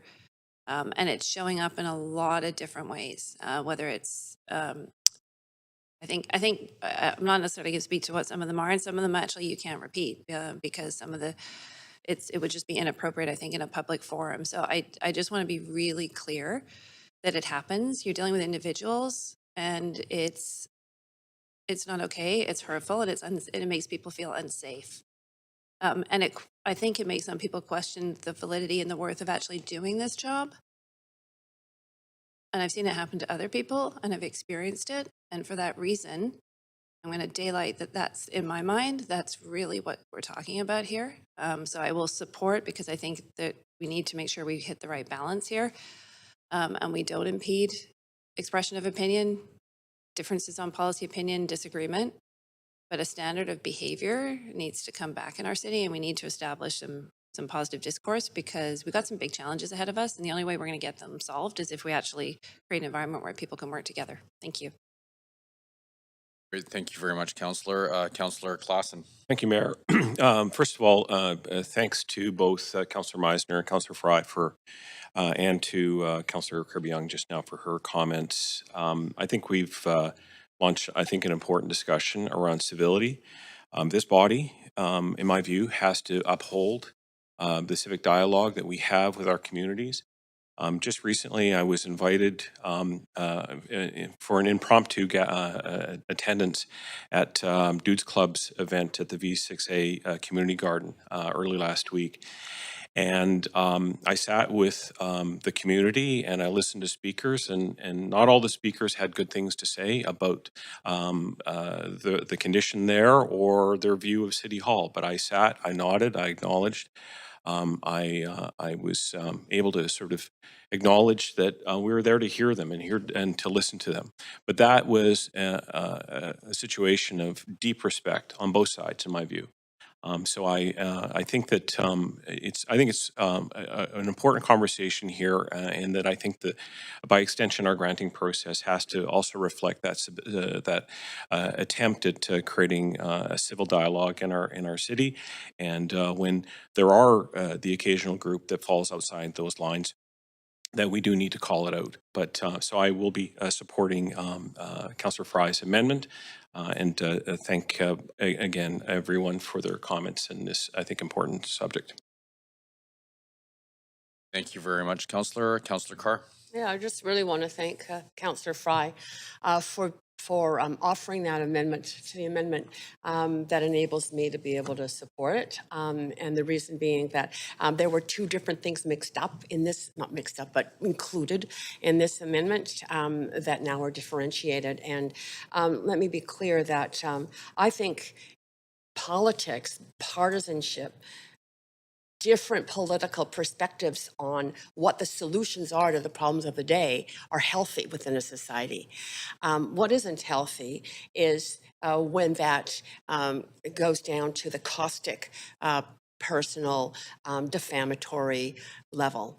And so I'm happy to vote now for the amendment and the original amendment, as well as the amendment to the amendment. And I just want to make a point too around how disturbing it has been for me. I've been on this council now, this is going my 12th year, and COVID made a big difference in political discourse. I would say Trump world in the U.S. has made a big difference in political discourse as well. And it's caustic and nasty. And so if we as a council, if we as a city can provide some leadership in a more respectful discourse that still drives at where difference of opinion are, and that will be the case forever in society, I'll be very happy with the actions that we've taken. Thank you very much, Councillor. All right, seeing no one else on the queue, why don't we put the amendment to a vote? Clerk. And everyone who's online, they are, can we see them? Clerk? Yep, perfect, awesome. Thank you. Close. All right, the amendment to the amendment passes unanimously. Awesome.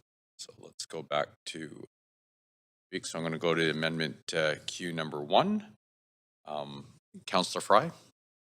Yeah, sure. I'll just, oh, no, we're still on the amendment queue, but yeah, so no. I am supportive of the amended amendment though, and I'll be voting that way. Thanks. Okay. Thank you very much. Councillor Kirby-Young. Yeah, I do want to thank staff for the work. It's a bit of a Herculean task to go through this, and the grants are rolling, and so you probably, sorry, there's my mic. Then it feels like you're kind of starting again, and so very cognizant and aware of that. I do want to highlight that there's a lot of great organizations that are doing phenomenal work. If you look at the social policy grants and the neighborhood houses, they punch above their batting weight, and they do a huge amount with the dollars. They make, $1 becomes 5, like literally. Whether it's Gordon Neighborhood House, we heard from South Van Neighborhood House, Collingwood, Broad Hollow, all across the city. Particularly pleased to see the Indigenous Healing and Wellness Grants recommendation that's in here. That's in keeping with the work and commitment towards UNDRIP and being a city of reconciliation. I do think, broadly speaking, that it is time for a review of the grants process. I think that we had a pandemic, and that's a seismic shift in the world in terms of some of the increasing challenges. And so I think it behooves us to look at what's going to leave those deep rifts. And just like sort of work life for people is not going to be the same again. We know with TransLink, for example, that people are going back to work, but not in the same way they did before. And I think the same impact is being felt on people's lives, particularly in issues around affordability, food security, and some of the ones that we've highlighted. Food Stash was an amazing organization that literally during the pandemic turned on a dime, found an empty space, retrofitted it very low cost. We managed to get them through with a little bit of a bump through the city's permitting process and filled a huge gap. And I think we do need to kind of be responsive to what's changing in our environment and provide some long-term sustainability for some of those organizations where we can see a direction that something's clearly going to be an ongoing need. But I think that'll be a sort of an additional conversation outside of this one. But I will support the grants today, and I do think that the conversation was a really important one, just around level setting, that organizations that are granted need independence to do the good work that they are doing, but they are also part of contributing to a positive, respectful advocacy discussion, and that can mean differing points of views, and that can mean bringing a whole lot of passion to the table. But that's very different than some of the activism and sort of the bordering on sort of hateful, I think, speech. And well, not I will say bordering on. Some have been bordering on hateful speech, and some of their acts have been squarely in that camp. So those are my comments. Thanks. Thank you very much, Councillor. Councillor Boyle. Thanks. I'll speak to the amendment and to the full report at the same time while I'm on the list. I too appreciate this conversation, and I think, as folks have named, the work is to get at that balance where the speech is respectful. And of course, we can't monitor what every director, every member of every board of every organization or every staff person on every organization says as an individual. Nor would we want to, I don't think. People, of course, have a right to be doing this important work as a volunteer or a paid staff person and have their own political opinions. So I do think both in terms of capacity for our staff in trying to manage that work and just in terms of that freedom of speech piece, this has to be understood within a balance where we both want to be fostering a positive communication and people can have their opinions. And quite frankly, a number of the organizations we're granting, as we all know and see, are operating in an increasing level of stress and chaos. And many of the folks working in those organizations see the great need and the challenge they're facing, and they're going to have opinions based on that. And often we can and should learn from that feedback, and it needs to be respectful. So just recognizing that is a tricky and imperfect balance, but I think the amended language here gets at that in a way I'm comfortable supporting. More broadly, the thing I really want to lift up is just the incredible work that so many incredible organizations are doing across the city and that we get to support in the allocation of these grants. I want to specifically address the comment that was made around funding to new organizations that may or may not survive. I actually think that's important. Like new businesses, organizations start up to meet a need that folks closest to the need have identified. And I think it's important that we be able to support those orgs to give them the best chance to succeed. And that's what I see us doing here. And hopefully they do, of course.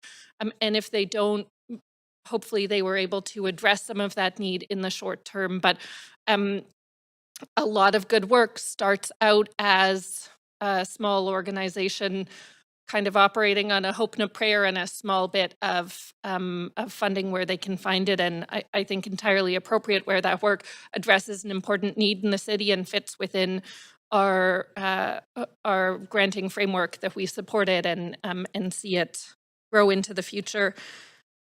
Two more comments. I think it's important that we continue to review this work, and staff do that already on a regular basis, and sounds like there's an interest in continuing to do that, but that be non-political. There are lots of best practices out in the community, in the country around granting, and our city staff follow those best practices. I have appreciated over the years on council hearing what we're learning from shifts in granting, what we're learning from community organizations in terms of best practice and adapting on the way. So look forward to that continued learning, but also want to recognize that our staff are very skilled and knowledgeable in this area, and the policies and approaches that we take in granting follow those learning and best practices from out in the community.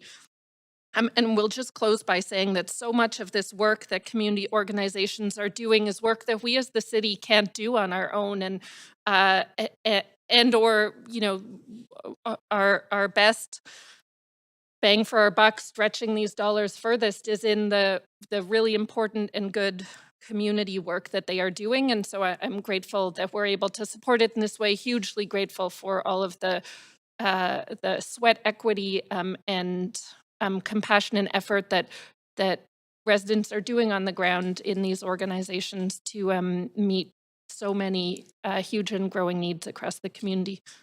We'll leave it there. Thanks. Thank you very much, Councillor. Councillor Meisner. Thank you, Mayor.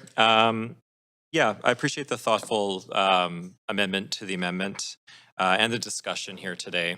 I really appreciate that Council is reaffirming our support for respect in the workplace and zero tolerance for personal attacks, hate speech, discrimination, and racism, but also ensuring that free speech is respected and there is room for valid and important discourse around politics, frankly, in our city. And I'm grateful for all the work done by staff on this and all of the organizations that are making a huge difference in our community. So thank you. Thank you very much. Councillor Montague. Yeah, thanks, Mayor. I'll be pretty brief. I look forward to voting in favor of the amendment. I really look forward to a bit of an overhaul here. Um, in the discussion, though, I'm hearing a lot of excuses in some cases as to, we can't possibly vet everybody. I don't like those excuses. I think it's unfortunate that we're coming up with excuses instead of solving the problem. Capacity or a lack of it shouldn't be an excuse to misspend taxpayer money. Uh, it's incumbent upon us, it's what we were elected to do, to spend money wisely and effectively and efficiently. Um, as I mentioned before, these are investments, and we need to watch where we invest our money. But I will wholeheartedly support the amendment.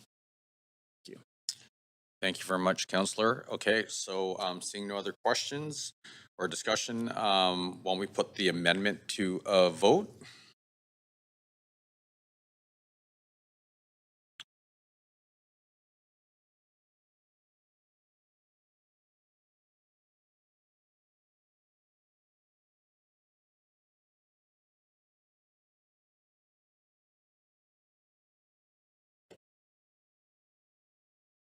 Councillor Dominato, do you need a vote assist or?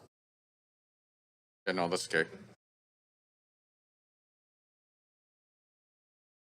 This is Amendment Q1. Oh, there we go. All right, the amendment passes unanimously. Thank you very much. Okay, so now we'll go back to the main queue. Councillor Meisner. No further comment, but appreciate the discussion here today and the collaboration by council to move this forward. Awesome. Thank you very much. Councillor Kirby-Young. Nope, good. Okay, I do have a couple of comments. First of all, I do want to say thank you to the entire team at City of Vancouver. I know this is a lot of work, and there are a lot of great causes there. And I think when you look at the good of the whole, sometimes things do fall through the cracks, however you define what the cracks are. But thank you for all your hard work. And I also want to thank the entire council here for being incredibly kind. We work in imperfect situations here, but I know the spirit of every single councillor in this chamber comes from kindness, so I want to thank you. And I love the fact that we celebrate diversity in this city, despite our challenges. I think we live in an amazing city that is, I would argue, the most diverse city, and very proudly so on the planet. And Councillor Carr, you used the term angry voices. I'd like to use the term passionate voices, right? And I can understand, and I support what you said. When you're part of, let's say, an oppressed group, yeah, it's okay to be passionate. So, what I do want to highlight, this is not a but, this is an and. Is I would agree with Councillor Montague's comments around the will of council. I'm going to speak for myself. Great, he's not here. But basically, yeah, it's not necessarily my will that's being represented in how these grants being awarded is structured. And I think we have to be very conscious of that line between passion and hate. Personally, speaking from personal experience, being a person of color, being subject, the subject of, unfounded innuendo, it's not a great place to be in. And, this stuff, when unchecked, leads to potentially situations like what we had this weekend at the Chinese Cultural Center being lit up by an arsonist. So what I would like to stress is being passionate is not a free pass to a grant in our city. Speaking like there are more communities that are disadvantaged or are subject to these issues. You can just point to the South Asian community, the Chinese community, the Jewish community, the LGBTQ community, being a female, the list goes on. And so while I agree we shouldn't, I don't actually think it's practical to be auditing every single applicant. I do think that if we become aware of things, we could exercise judgment and have a second set of sober thoughts around whether or not we award grants. And in the world I live in, being stressed and being in a sense of chaos is not a pass. And I just think of, there are battered spouses out there. Is stress and chaos ever an excuse to be subject to physical abuse? The Jewish community has seen acts of violence increase 717% in their community over the last year. Is that an excuse for the people in the Jewish community to lash out? Or Chinese hate crimes, anti-Asian hate crimes are up over 500%. Is that an excuse for Chinese individuals to lash out? No, it's not, and we would hold them to the same standard. So I would, really, am I out of time? No. I would really highlight the fact that, this council is being held to a higher standard. And when we see issues like this, I think it's up to us to point them out and really question whether or not we should be supporting organizations that, potentially cross the line. So that's all I have to say on this matter. Councillor Fry? Yeah, great debate, great conversation. Appreciative of the work with this amendment as well. And I'm glad that we're not litigating individual grants on the floor of council today. I do want to acknowledge the work of staff to get us here, because I know it's a lot of work. And I think it's really important to acknowledge the work of these grant recipients. And these are, in many cases, volunteers or people who are working at very reduced wages to do things for our city and to make life better for folks in our city. And I guess that's the one comment in sort of notionally when we talk about sort of these grants as investments and what is the return on investment. And I can put on my Auditor General chair hat and suggest that the Auditor General would be happy if he was invited to take a look at how we, what is the return on investment on grants. Because I think that this isn't like a business grant. This isn't a business investment. This is an entirely different kind of investment that yields a bunch of different fruit that have a great deal of value that maybe aren't as immediately quantifiable, but are critically important to the well-being of our city. And again, I just want to reiterate in thanking our staff, really thanking the folks who are out in the community who are receiving these grants, who are really going above and beyond to make a lot of things happen for our city, for the people in our city.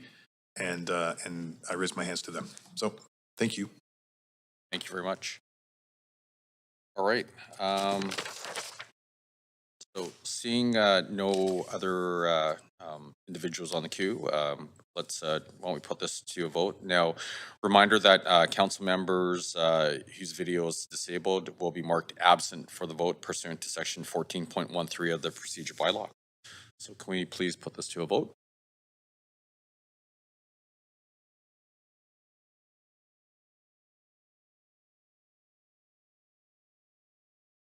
We're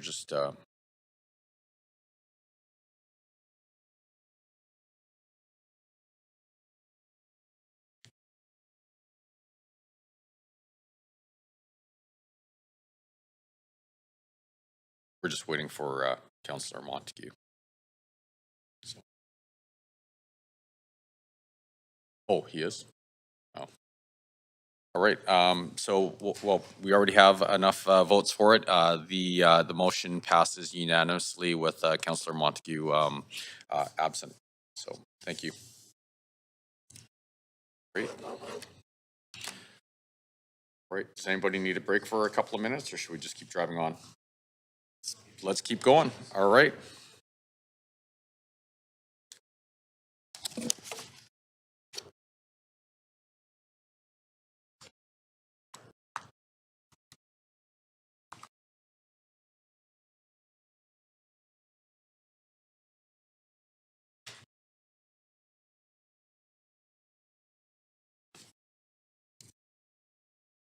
Sorry. Okay. The next item on the docket is, pardon? Oh, we haven't completed the vote. Oops. Sorry, I just called it.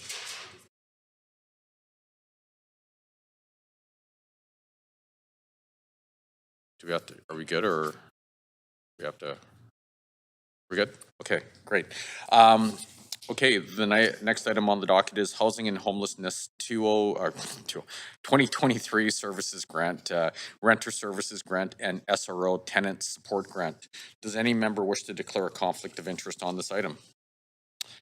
Councillor Kirby-Young. Okay, so we will. Yeah, thanks, Mayor. I'm going to declare a conflict specifically with respect to the grant to success that's listed in column 1 of Appendix C, because my spouse is the volunteer chair for that organization. But I understand that Councillor Joe is going to present amended recommendations so that that can be severed. That will allow me to recuse on that one on conflict and vote on the rest of the report. Thanks. Great, thank you very much. Okay, so now we do have team members from Arts, Culture, and Community Services here to answer any questions that council may have. Council, you have up to 5 minutes to ask questions of team members. Are there any questions? So, Councillor, I'm going to advance you. You're done, right? Thank you. Councillor Carr? Yes, thank you. I do have a question, and that is regarding the grants to renters' legal services. And maybe you can refresh my memory, but it seems to me in January where council did look at the funding for the Vancouver Renters Office, and there was an amendment that came forward at that time from an ABC councillor that was to defund that office.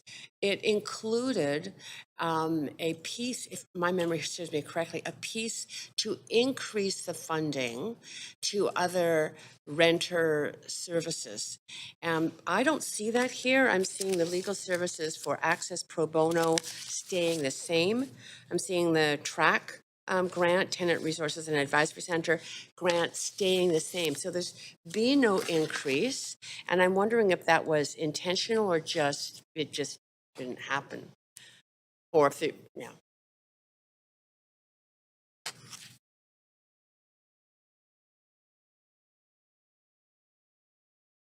Thanks, Councillor Carr. I'm Jennifer Hales, Senior Planner.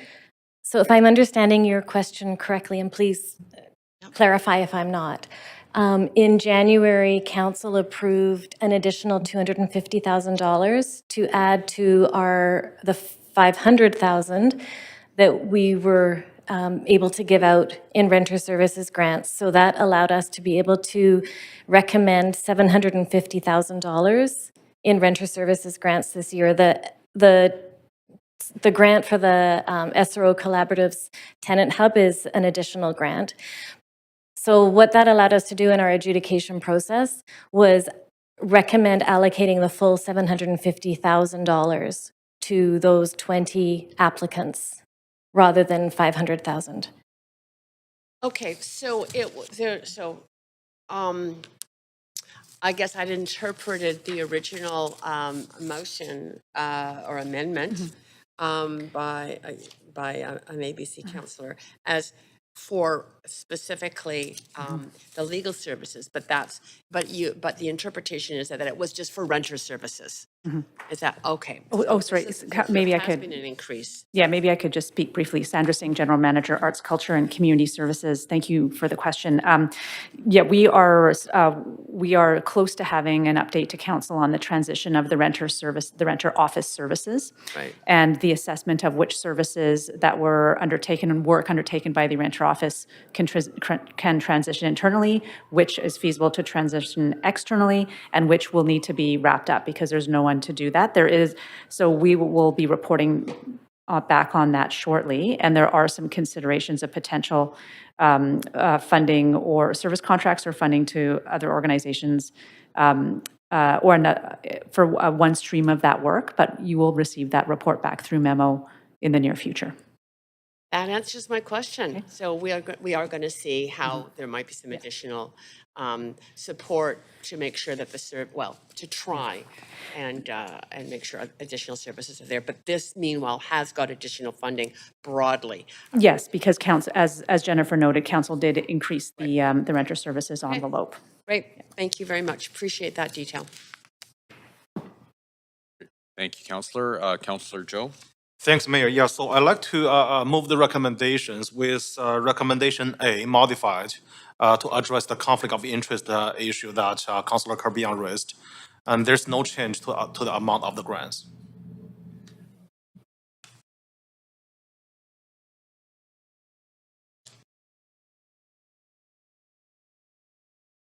Yeah, basically this is just severing the grant to success out as a separate item.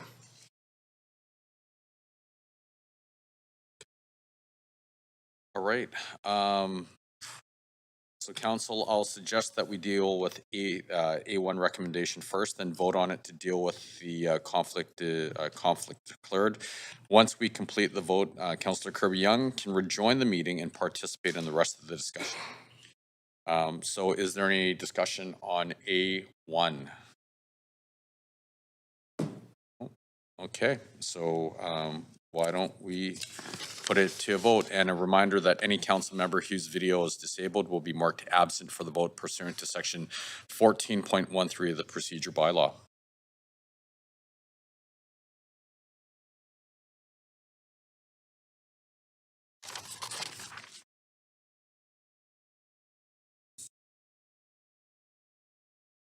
Okay, so the motion passes with everyone in favor except for with Councillor Kirby-Young with the declared conflict and Councillor Montague absent.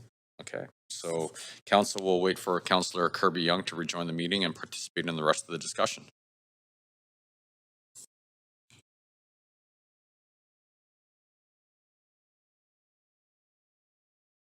Right, so council, is there any discussion on the rest of the motion? Okay, so why don't we put this to a vote then?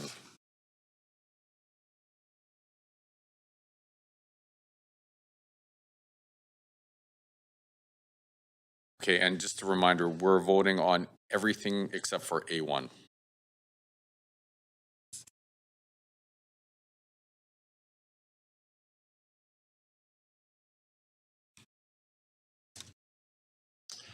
Okay, and the motion passes with everyone in favor except for with Councillor Montague absent. Great, so that was...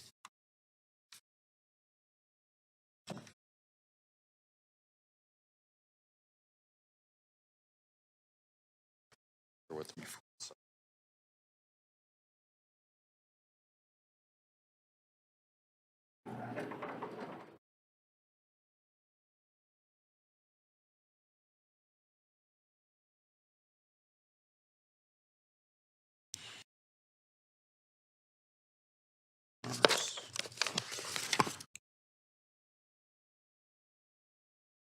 Okay, so... Okay, the next report, the next held report in order of the agenda. Oh,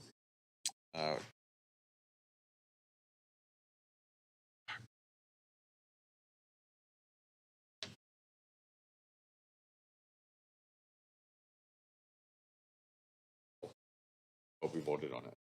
Okay. You have to go back. All right, so we have to rewind history about 6 minutes here. The last report that we voted on, we needed a seconder. So Councillor Joe moved it, and then we needed a seconder. Great, thank you very much, Councillor Boyle. And then we put it to a vote. Do we have to redo the vote again? And we have to redo the vote again. Sorry, I got a request to speak flash. Okay, that's nothing. That's fine. Okay, great.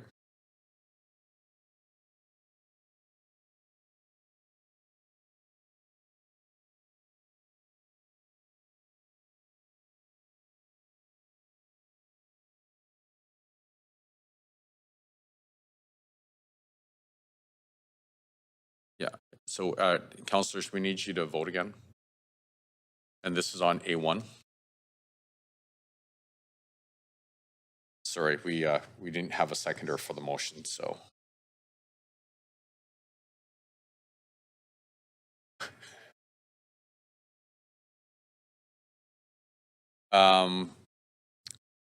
Yeah, if you're out of the room, I don't even know if you can vote on this.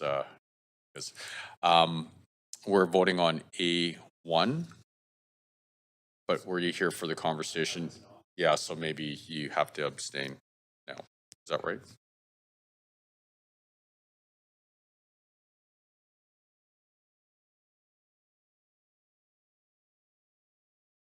Yeah. Yeah. So if you feel comfortable, yes. Okay. All right. And so we're just waiting for Councillor Meisner's Montague and all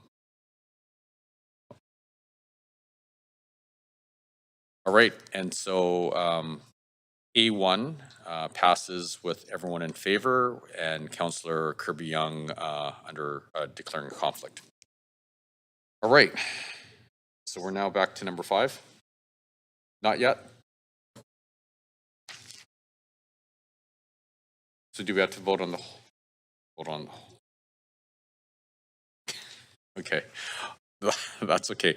All right, so now we're voting on, to get this straight, report number 4, all the recommendations except for A1, which we just voted on. So if I can bring you back to the voting panel.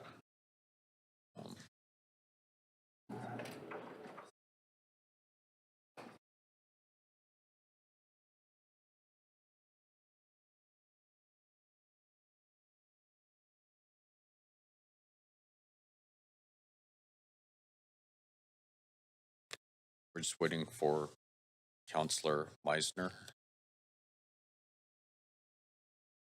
Great, and so report number 4 passes unanimously. Thank you, everyone. Okay, so let's go to report number 5. And this report was held by Councillor Kirby Young, and the report is titled "Grant to BC Housing to Support Continuation of Temporary Shelter at 15 through 27 West Hastings Bud Osborne Shelter." So, Councillor Kirby Young, you held this report. You have 5 minutes to ask questions. Sorry.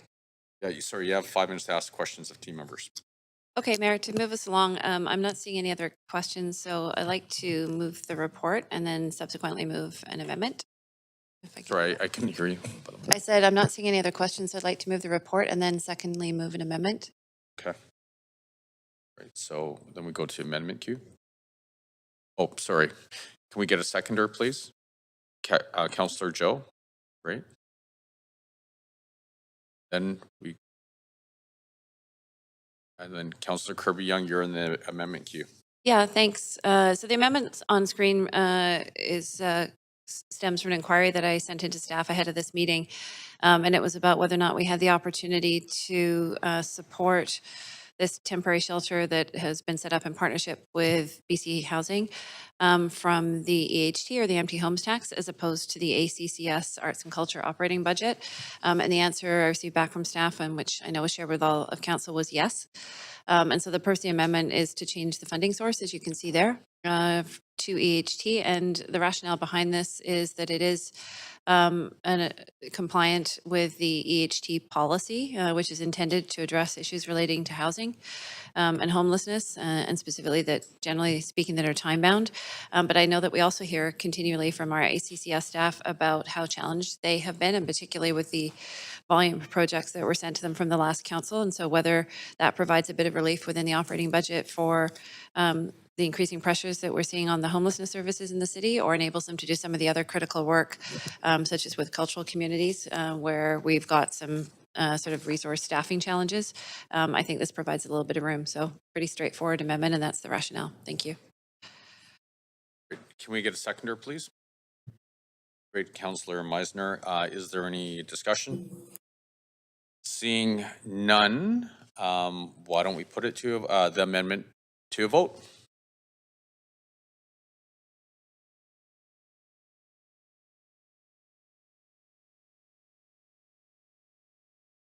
Great, and the amendment passes unanimously. Now, we'll just go back to the main queue. And seeing no one in the main queue,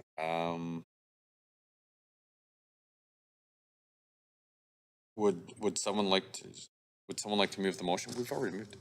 It's moved and seconded already, and there's no discussion. All right, so we're at the voting stage now. Sorry. Okay, so reminder that any council member participating virtually whose video is disabled will be marked absent for the vote pursuant to sections 14.13 of the procedure bylaw. I'm now going to call the vote. Clerk, can you please take us to the voting screen?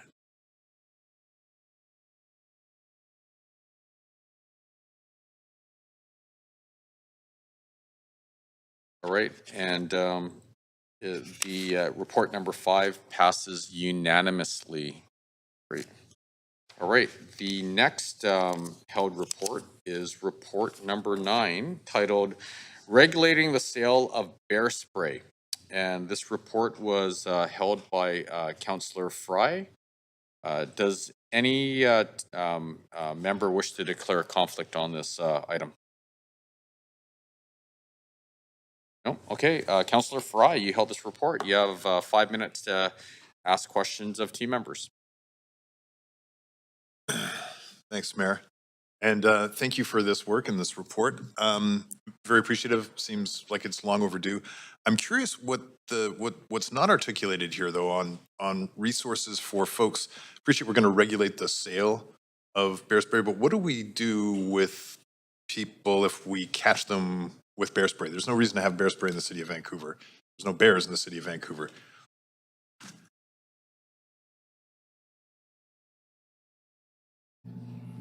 Good morning, Superintendent Howard Tran, representing the VPD. I'll just say right off the bat that globally the VPD supports this amendment. In response to your question, this report, this amendment is not doesn't have a criminal element to it. It's really just a bylaw. So if you're caught possessing bear spray, there are no criminal ramification unless, of course, you're using it in a criminal manner. So just possession itself, there is no remedy for that under this bylaw. Right now, and forgive my ignorance on this, could there be a remedy if there was a subsequent bylaw that this council was to enact that would say it is an offense to walk around the city of Vancouver carrying like a bylaw offense? I'm going to direct the question to Constable Craig Reynolds here, who was the initiator of the report to City Hall requesting this amendment. So, thank you for the question. In terms of Sarah Hicks, Chief License Inspector. In terms of the bylaw that's in front of you today, it is for the business license bylaw. So we are looking at the regulations of the business and its activities. In order to consider any kind of possession bylaw, we would certainly need to consult with law if there's an opportunity for us to regulate individuals, because I believe underneath the criminal code, it is not an offense to carry it unless it's for the purpose of using it against individuals. We do want to ensure that through this bylaw, people do still have access for its intended purpose. It is the recommended tool by BC Conservation to use in protection against bears. 100%. But given that there are no bears in the city of Vancouver, there's no reason to be walking around with bear spray in the city of Vancouver. So I guess, and again, this is my sort of ignorance of how this particular kind of initiative might work to address the possession of it. But I appreciate that this is really just to deal with the sales of the licensed stores in the city of Vancouver. But of course, we know that people can buy anything on the internet now, and I'm sure Amazon would deliver me a case of bear spray if I ordered it. So recognizing that this in and of itself will not be necessarily the panacea for what we know, and thank you for the material that you've provided that we know is quite an uptick in offenses using bear spray as a means of intimidation or violence or others. Mm-hmm. So that's my takeaway, and I think that's probably something that we can table, and maybe I can talk to my esteemed colleague over here. I'm sure has some ideas around it as well. Thanks, Sarah, and thanks, team. Thank you very much. Councillor Bly. Thanks very much, Mayor, and forgive me for being virtual. I'm homesick today, but happy to be participating remotely. I have a question related to this, and it is a challenging question right now, given just what's happening in our city, but I feel compelled to raise it. And so this question is directed towards Superintendent Tran. And it's related to the sale of other what would be considered, I think, as bear spray in this context is that it's being used, as Councillor Fry pointed out, as intimidation and even a weapon against vulnerable people or anybody unarmed, if you will, or not able to defend themselves. But we're also seeing an escalation in the sale of other weapons as such, whether it's pepper spray or knives or other things that are available in particular areas of our city. And I wonder if you could please comment in terms of the VPD's perspective on cracking down on retailers that are really part of the issue and problem here when it comes to unregulated sale of anything that can be used as a weapon on our streets. Yeah, I can speak very broadly. Of course, this is a huge issue for us. And if we get information that retailers are selling bear spray, for example, and I'll have Constable Reynolds speak to perhaps a situation that he had, we will put resources to investigate and shut down those places. So I'm aware of an incident where we received information that a hobby shop was selling bear spray, and we were able to put resources to it and basically found 2 cases of bear spray in the back. So perhaps Constable Reynolds, you can speak a little more to some of the. Constable Reynolds, Vancouver Police. I was in the Youth Invest section. Now I'm the business liaison. So I am dealing with the businesses that are selling these products. While in the Youth Invest unit, we did deal with one business that was selling products to youth. It is still before the court, so we can't speak a lot about it. But yes, we did dedicate some resources, and we're able to take the bear spray from the store during part of the investigation. Okay, and if you could elaborate on any other work, investigations, and not specifics, of course, that are being undertaken at this particular time related to other types of products that are being sold, including what would be categorized, I think, as a weapon and knives, as I say, pepper spray, that would really fall under the sort of same safety concerns that are being raised as a result of this initially a motion and now this report. I'm not aware of anything related to that. I mean, it's not illegal to sell knives in the city of Vancouver. So we're, at this point, we don't have any projects I'm aware of targeting retailers who sell knives or such. Of course, we're always working on, illegal firearm sales, ghost guns, et cetera, and I don't have the information related to some of those investigations at my hand right now. But as far as knives and bear spray, I mean, at this point, it's not illegal to sell those items, so we don't have any projects or any special task force dedicated to that. Of course, when we do receive information that involves youth and children and stuff accessing these things, then we do dedicate resources such as Constable Reynolds spoke to earlier. Thank you. I'll leave it there. Thank you very much, Councillor Bly. Okay, seeing no other individuals on the queue, do we need to move a motion? So, yep. Thank you very Mayor, much, Councillor Fry, and seconder, Councillor Bly. Thank you. Council, is there any discussion? And it looks like we do. Councillor Bly. Thanks very much. So, I appreciate staff's work on this motion, and I think they have struck a good balance here. And, I think that we have to recognize that, as Councillor Fry pointed out, these products are available through Amazon or online with zero regulation. And I also want to acknowledge the fact that, and I have personally experienced coming upon a an unhoused person who was attacked with bear spray, and it was a very, very vicious attack, and and they were youth, and who knows where they came from.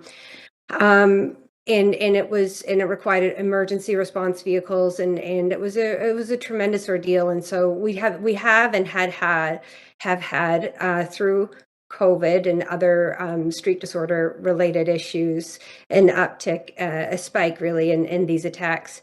But I also want to speak to a broader issue that I think is incredibly concerning. And I intend to take this offline and with Superintendent Tran and anyone else, is that we have a very, very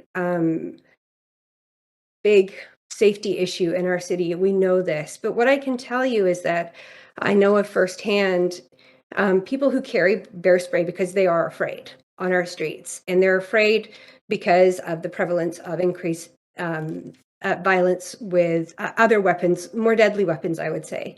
And so I do think there is reason to pause, and not to not pass this, but to use it as a conversation starter for us to work with our public safety partners to make sure that there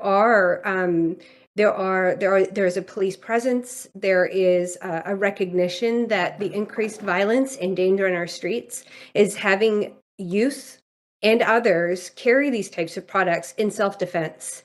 And that is obviously not a city that we want to be living in. It's not a city we want to be raising our children in. It's not a city that we are proud to be essentially governing, to be quite honest. We have to take this incredibly seriously and not just isolate one particular issue around bear spray being used on others, but also recognizing that there are people on our streets that are afraid. And they are trying to find every way to protect themselves. And that conversation is ongoing. It's real. It's happening daily. And I want to use this moment really to advocate for our police department, in conjunction with the city council and other city staff, business licenses, to recognize there's some really bad players out there, and they need to be reported, and they need to be investigated, and they need to be stopped. So I appreciate the time to advocate for that type of police response to those that are putting everybody at risk at our city, and particularly our children. Thank you. Great. Thank you very much. Councillor Fry?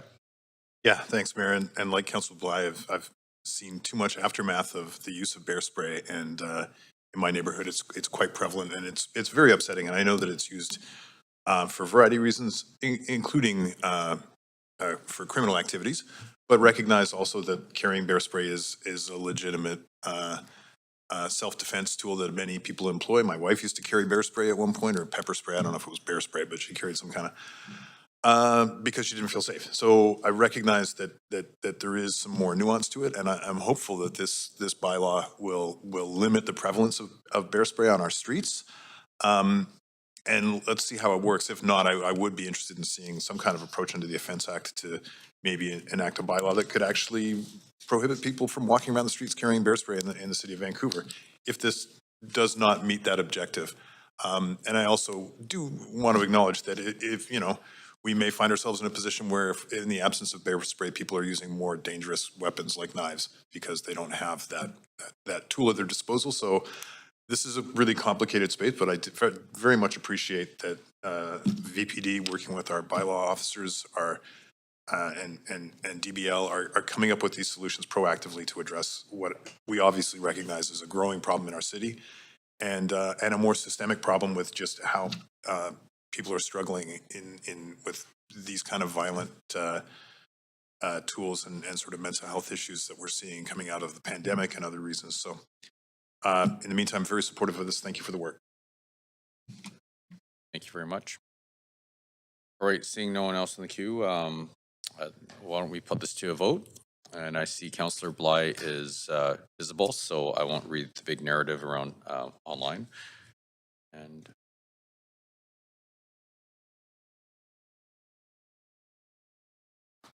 great, the motion passes unanimously.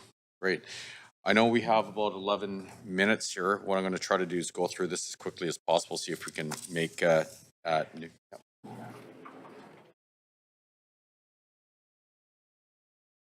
yes, you can. Now, request to speak. Great. We need a seconder. Yeah, my motion is to extend the meeting past noon to complete the business. Councillor Meisner. Yeah, I totally understand the desire for that. I do have 2 media interviews over the noon hour regarding the spider art installation, plus a motion to introduce. So I am just a bit concerned there's not going to be, we'll probably be working quite significantly over the noon hour. So I wouldn't be able to support that. Okay, do I have to cede the chair? Oh, sorry, do we have a seconder for Councillor Carr's motion? Councillor Clausen, thank you. So we acknowledge Councillor Meisner. Do I have to cede the chair now to make my comments?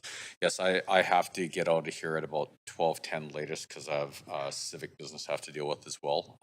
So I won't be able to support it. But I think we might be able to get through it really quickly. I'm going to take the chair back. Councillor Bly? Likewise, I have to drop off at noon for a critical meeting that I can't move. So I just want to let people know that if I'm not here, that's why. But I did have items to raise as in grace, so I hope that we can defer. Okay. Right, so I'm going to advance that. Do we have to put this to a vote, like ayes and nays? Okay. All in favor of extending this meeting, say aye. All opposed, say nay. Nay. Okay.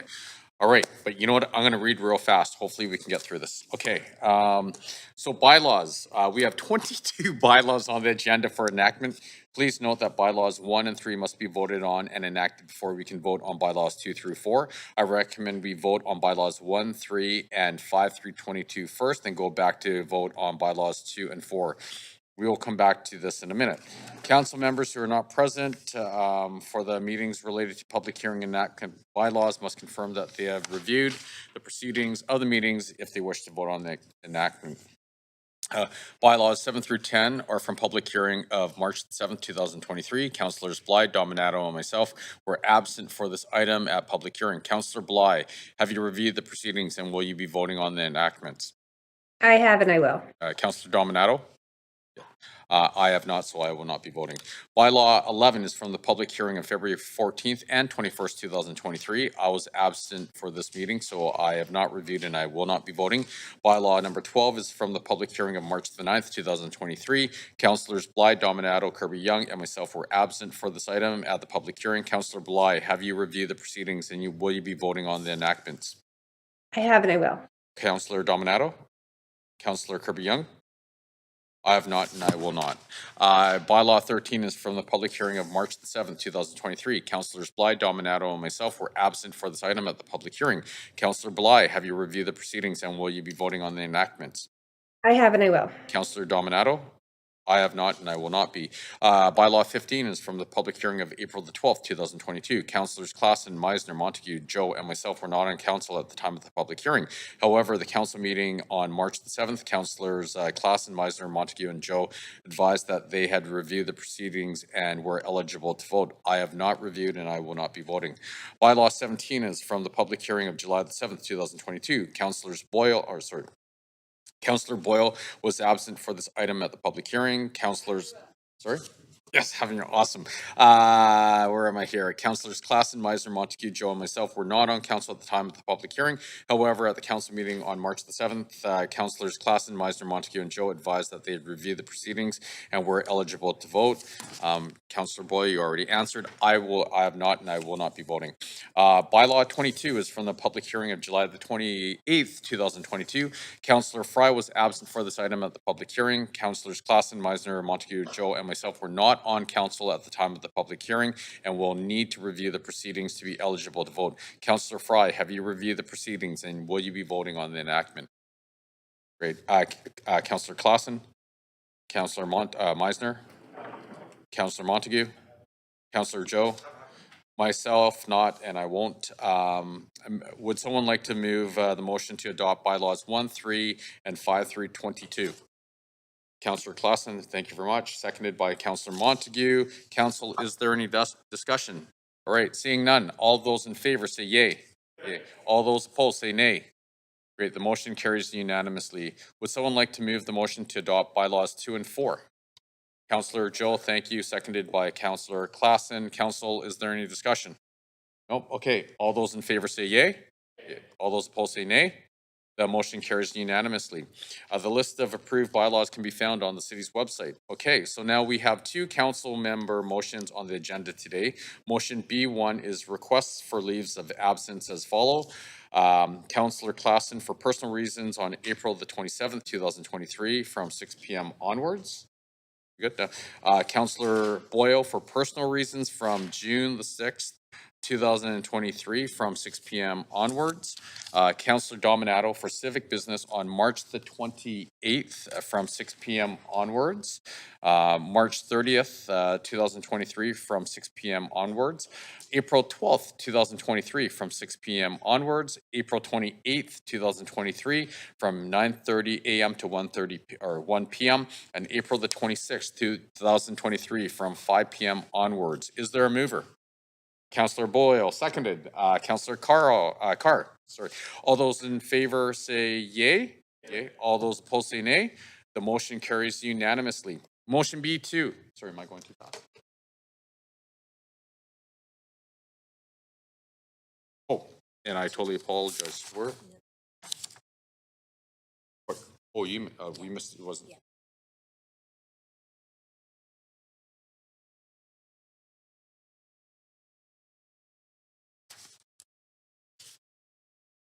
Okay.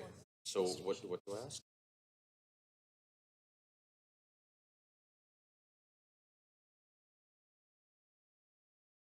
Okay, so we have administrative motion number 1, approval for form of moved. Thank you. Seconded by Councillor Boyle. Is there any discussion? Okay, we'll put it to a vote. All in favor say yay. Yay. All opposed say nay. Great, the motion carries unanimously. Okay, so now we are on motion B2. Motion B2 is waterworks bylaw exemptions and or viable exceptions for notable. Yeah. Yes, okay. Is there a seconder? Great. All in favor say aye. All opposed? Great. We're going to totally nail this one. Motion B2 is waterworks bylaw exemptions and or viable exceptions for notable decorative city water features, and it's to be moved and introduced by Councillor Meisner. Councillor Meisner, you have 2 minutes if you so choose to use them to introduce your motion. We'll try to be brief. So I brought this motion forward in response to community feedback from residents across the city, but in particular from residents at the Long-Term Care Center, Harrow Park Senior Center in the West End. I've been hearing from them since elected about how much they miss the fountain in the plaza across the street at Butte and Harrow Street, which has been shut off since fall of 2021. And many of these seniors have limited mobility, and this plaza is an important escape and public space for them as they can't travel too far. They use the space to connect with their neighbors and the community, as well as enjoy nature and get outside. And the sounds of the running water, mist, and beauty of the fountain are all an important part of that, offering a respite from the busyness of downtown Vancouver. These fountains and water features support our healthy city strategy, including the goals of being safe and included, cultivating connections, active living, and getting outside, and creating and maintaining environments and spaces where all people can thrive. The fountain is approximately one of 25 across the city that have been identified to be retrofitted because they unfortunately are not recirculating, and a park board report to retrofit these fountains has been forthcoming for several years. In the meantime, the intent of the motion is to direct staff to identify fountains and water features with significant well-being impacts and benefits to the community, and turn them back on until they can be retrofitted, as well as expediting that work. Many of these water features, like the Butte Street Fountain, are very important to the community and especially seniors, or they have historical or cultural significance. For example, there's the Air Force Garden of Remembrance in Stanley Park, commemorating the brave people who gave their lives in the Second World War, or the Mountain Hemlock Waterfall in Queen Elizabeth Park, honoring a diplomat who saved tens of thousands of Jewish lives in World War II. So this motion will direct staff to report back on some potential bylaw exemptions or viable exceptions for water features in city parks to balance the health and well-being with environmental concerns and get some of these fountains at least flowing this summer. Thank you. Great. Awesome. Moved and seconded. Are there any questions, by the way? Perfect. All right. Moved by Councillor Carr, seconded by. Oh, sorry, that's right, you seconded. All right. Now, we've received requests to speak to this motion. If council would like to hear the speakers, we can refer. Awesome, great. Is there a seconder? Perfect. All those in favor say yay. Yeah, all those opposed say nay. Great, the motion is referred to tomorrow's standing committee meeting. Okay, are there notices of council member motions for upcoming council meetings? And okay, Councillor Kirby-Young. Yeah, thanks, Mayor. I have one, which we had previously called notice on, but decided to bring it for the upcoming meeting, and it's titled Amping Up the Arts Event License Policy to Support Arts and Culture in Vancouver, co-submitted by myself and Councillor Meisner, and it's for the April 11th council meeting. Great, thank you very much. Councillor Klassen. Thanks, Mayor. I have two motions. First one is titled Updating Guidelines to Allow for Wine on Shelf Sales in Vancouver Grocery Stores. It's submitted by myself and is for April 11th council. The second notice of motion is titled Improving Climate Resilience and Reducing Emissions in Existing Multifamily Buildings, submitted by myself for a April 11th council. Thank you. Thank you very much. Do I need to see the chair? Yes, can I please see the chair? Awesome, thank you. I'm submitting one for the April 11th session, and it will be titled Mayor's Budget Task Force. I'm going to take the chair back. Councillor Bly. Thanks very much, Mayor. I've got two new business items if we're on to that part of the agenda.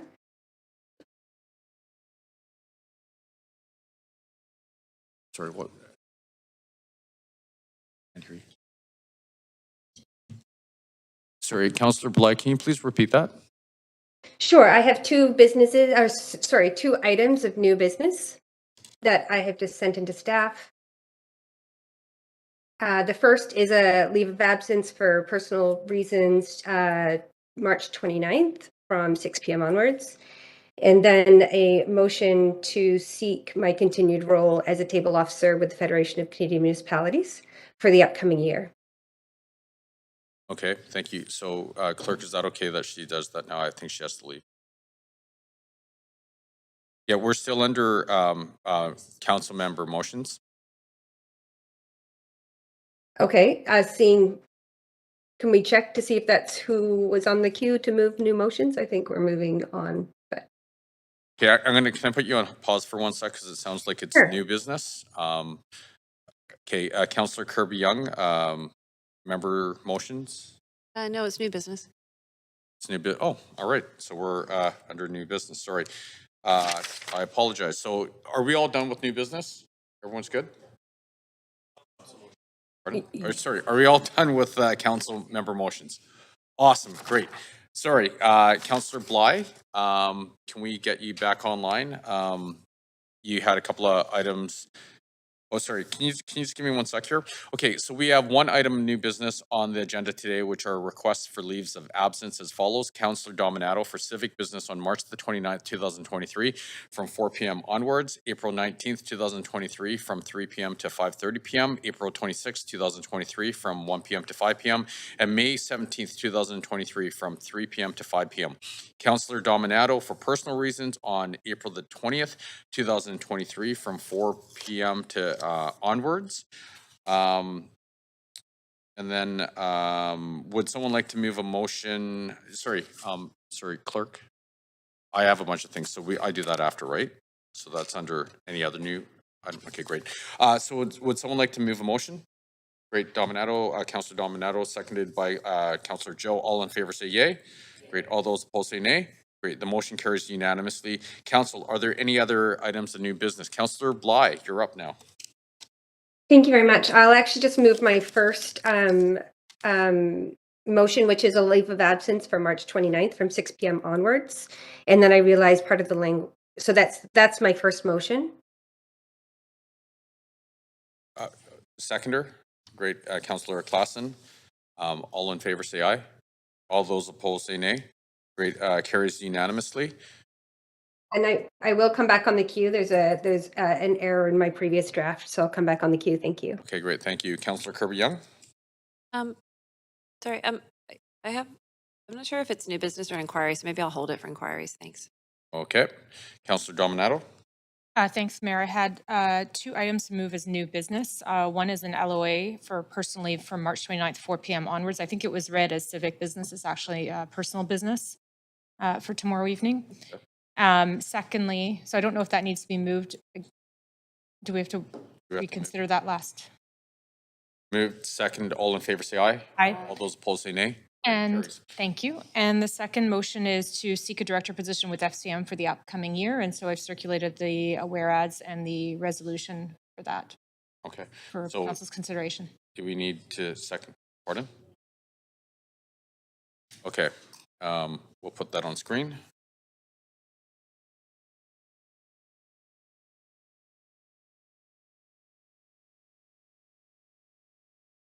And can we get a seconder in the meantime?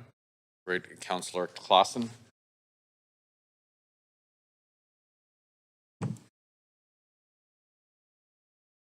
All right, so do we put it in main queue and do we ask for discussion or? Okay, is there any discussion? Right, seeing none, do we just vote ayes and ayes? Okay, okay, all in favor say aye. Aye. All opposed say nay. Great, carries. Thank you. All right, so we're back to, now I have to see the chair, don't I? Okay, so my new business, March 30th from 5 p.m. onwards, I'll be away on civic business. On April the 6th from 2 p.m. to 4 p.m. On civic business. April 11th from 1 to 2:30 p.m. on civic business. April 12th from 9 a.m. to noon on civic business and from 6 to 8 p.m. on civic business. On April the 27th on civic business and on May 2nd for personal reasons. Sorry. For the whole day. Great. Can I get a seconder, please? Great. Thank you. All in favor, say aye. Aye. All opposed, say nay. Great. Thank you, everyone. Okay. I'll take the chair back. Councillor Bly. Thanks very much, Mayor. So the second new business item is a resolution to have council support to continue to serve as a table officer with the Federation of Canadian Municipalities. Great. All in favor, say aye. Aye. All those opposed, say nay. Mayor, I believe it needs a, you got a seconder? Okay, I can't hear from here. Sorry. Great. And sorry, is there any discussion, by the way? Going to the main queue, seeing none. Okay, all those in favor say aye. Aye. All those opposed say nay. Great, it passes. And did I lose something here? Oh, question queue, thank you. Councillor Kirby-Young.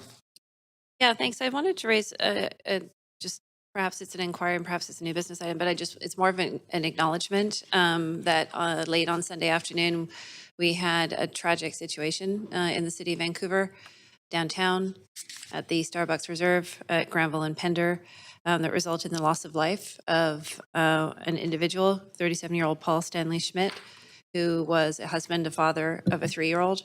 And I think that it was a senseless, tragic situation. And I wanted to acknowledge that has happened. I think that has shaken a lot of people and underscored people's concern about feeling safe in the city. And I wanted to reassure everybody that I think I can say this for all of council, that is something that we take very seriously, as I know the Vancouver Police Department does. I also wanted to commend the fact that there was a police officer that was close by and who was able to apprehend the individual. I know it's an active case, so just sticking to sort of the facts that are clear in the public record. But it could potentially have been an even more tragedy could have occurred had we not had that quick response. I did also want to just follow up, and I mean, it's difficult to find words at a time like that, and your heart goes out to everybody that's impacted, but I did want to inquire through you, Mayor, and to the city manager if staff are in ongoing and regular contact with respects to the Vancouver Police Department, and if council can be kept apprised of any concerns that we are hearing from area businesses, residents, et cetera. I know it will have shaken a lot of the staff at the Starbucks. I understand that business is closed down for a couple of days and will have had a huge impact on everybody that was impacted. So I wonder if the city manager has any comments. And sorry, before we go there, we literally have 1 minute left, so I don't know if the procedure is we extend or we, so point of procedure, clerk. Can we get another motion to extend? All right, so let's say 12:16. Awesome, to 12:16, because I got to run. All seconded by Councillor Dominato. All in favor say aye. Aye. All opposed? Great, thanks. City Manager, please. Thanks, Councillor. So at this point, since the incident on Saturday, and apart from the information that you are aware of in relation to the arrest of the suspect, no, we have not had any specific communication with the VPD on this matter. Happy to reach out to them and provide any information that they share back to Council. Thank you. Thank you very much. And very incredibly sad situation there. Councillor Bly. Thank you. I just want to raise two inquiries with staff. The first is related to the Broadway subway project. We've had significant advocacy from businesses along that corridor to enable or to open up some parking where intense construction is not actually happening at the moment with Broadway. And we know that these businesses are incredibly challenged to deal with the reduction in traffic and customers and what have you. So this is really a request for staff to report back on ongoing conversations with the province and what we can be doing to advocate on behalf of the businesses to see whether or not more parking can be opened up along Broadway, as I say, where the intense construction is not happening. So that's the first. Certainly, Councillor, yeah, our transportation team is aware, actively working on that issue, so happy to report back on the status. Great, thank you so much, City Manager. And then the second is related to, as we typically do see around springtime and the warmer weather and more daylight, is increased amplified hate speech and those that are speaking out against to us LGBTQ community members, particularly around Jim Diva Plaza. And so I just want to acknowledge the fact that these events are happening, and I am hearing from community that they're incredibly troubling. And I know that this council and previous councils, I should say, have wrestled with how to take action around this, and the existing community policing center is aware. So really just to put it on record that these events have started. They're, as I say, incredibly troubling for the community. We're building an inclusive city here, and we need to continue to lean into this issue. And so just putting that on record, and welcome any comments from the city manager, and hope to see ongoing follow-up in this regard. Thanks, Councillor. Yes, we are aware, the VPD is aware of those matters as well. There are certain steps we can take under the city's bylaws. So happy to provide any information back to council on that. But yeah, it is a challenging circumstance, and our team is aware of it. Thank you very much. You're at time. Councillor Meisner. Thank you, Mayor. So question through you to the City Manager. First question is just looking for an update on any discussions that have potentially taken place with the artist behind the spider art installation. There's been a ton of media interest and feedback from the public on this. So just curious if there's been any developments. Yeah, thanks, Councillor. Yes, certainly lots of interest. We do get these from time to time. Councillor Carr, I think, will remember the Red Satan in 2014. So it's remarkable. So yeah, at this point, Councillor, to my understanding, we have not had any direct communication with the artist. I think that will be part of the process going forward. Certainly the installation of a sculpture, against structural infrastructure in an active rail corridor it poses some challenges that our team is looking at right now, along with challenges for the operators in that rail corridor.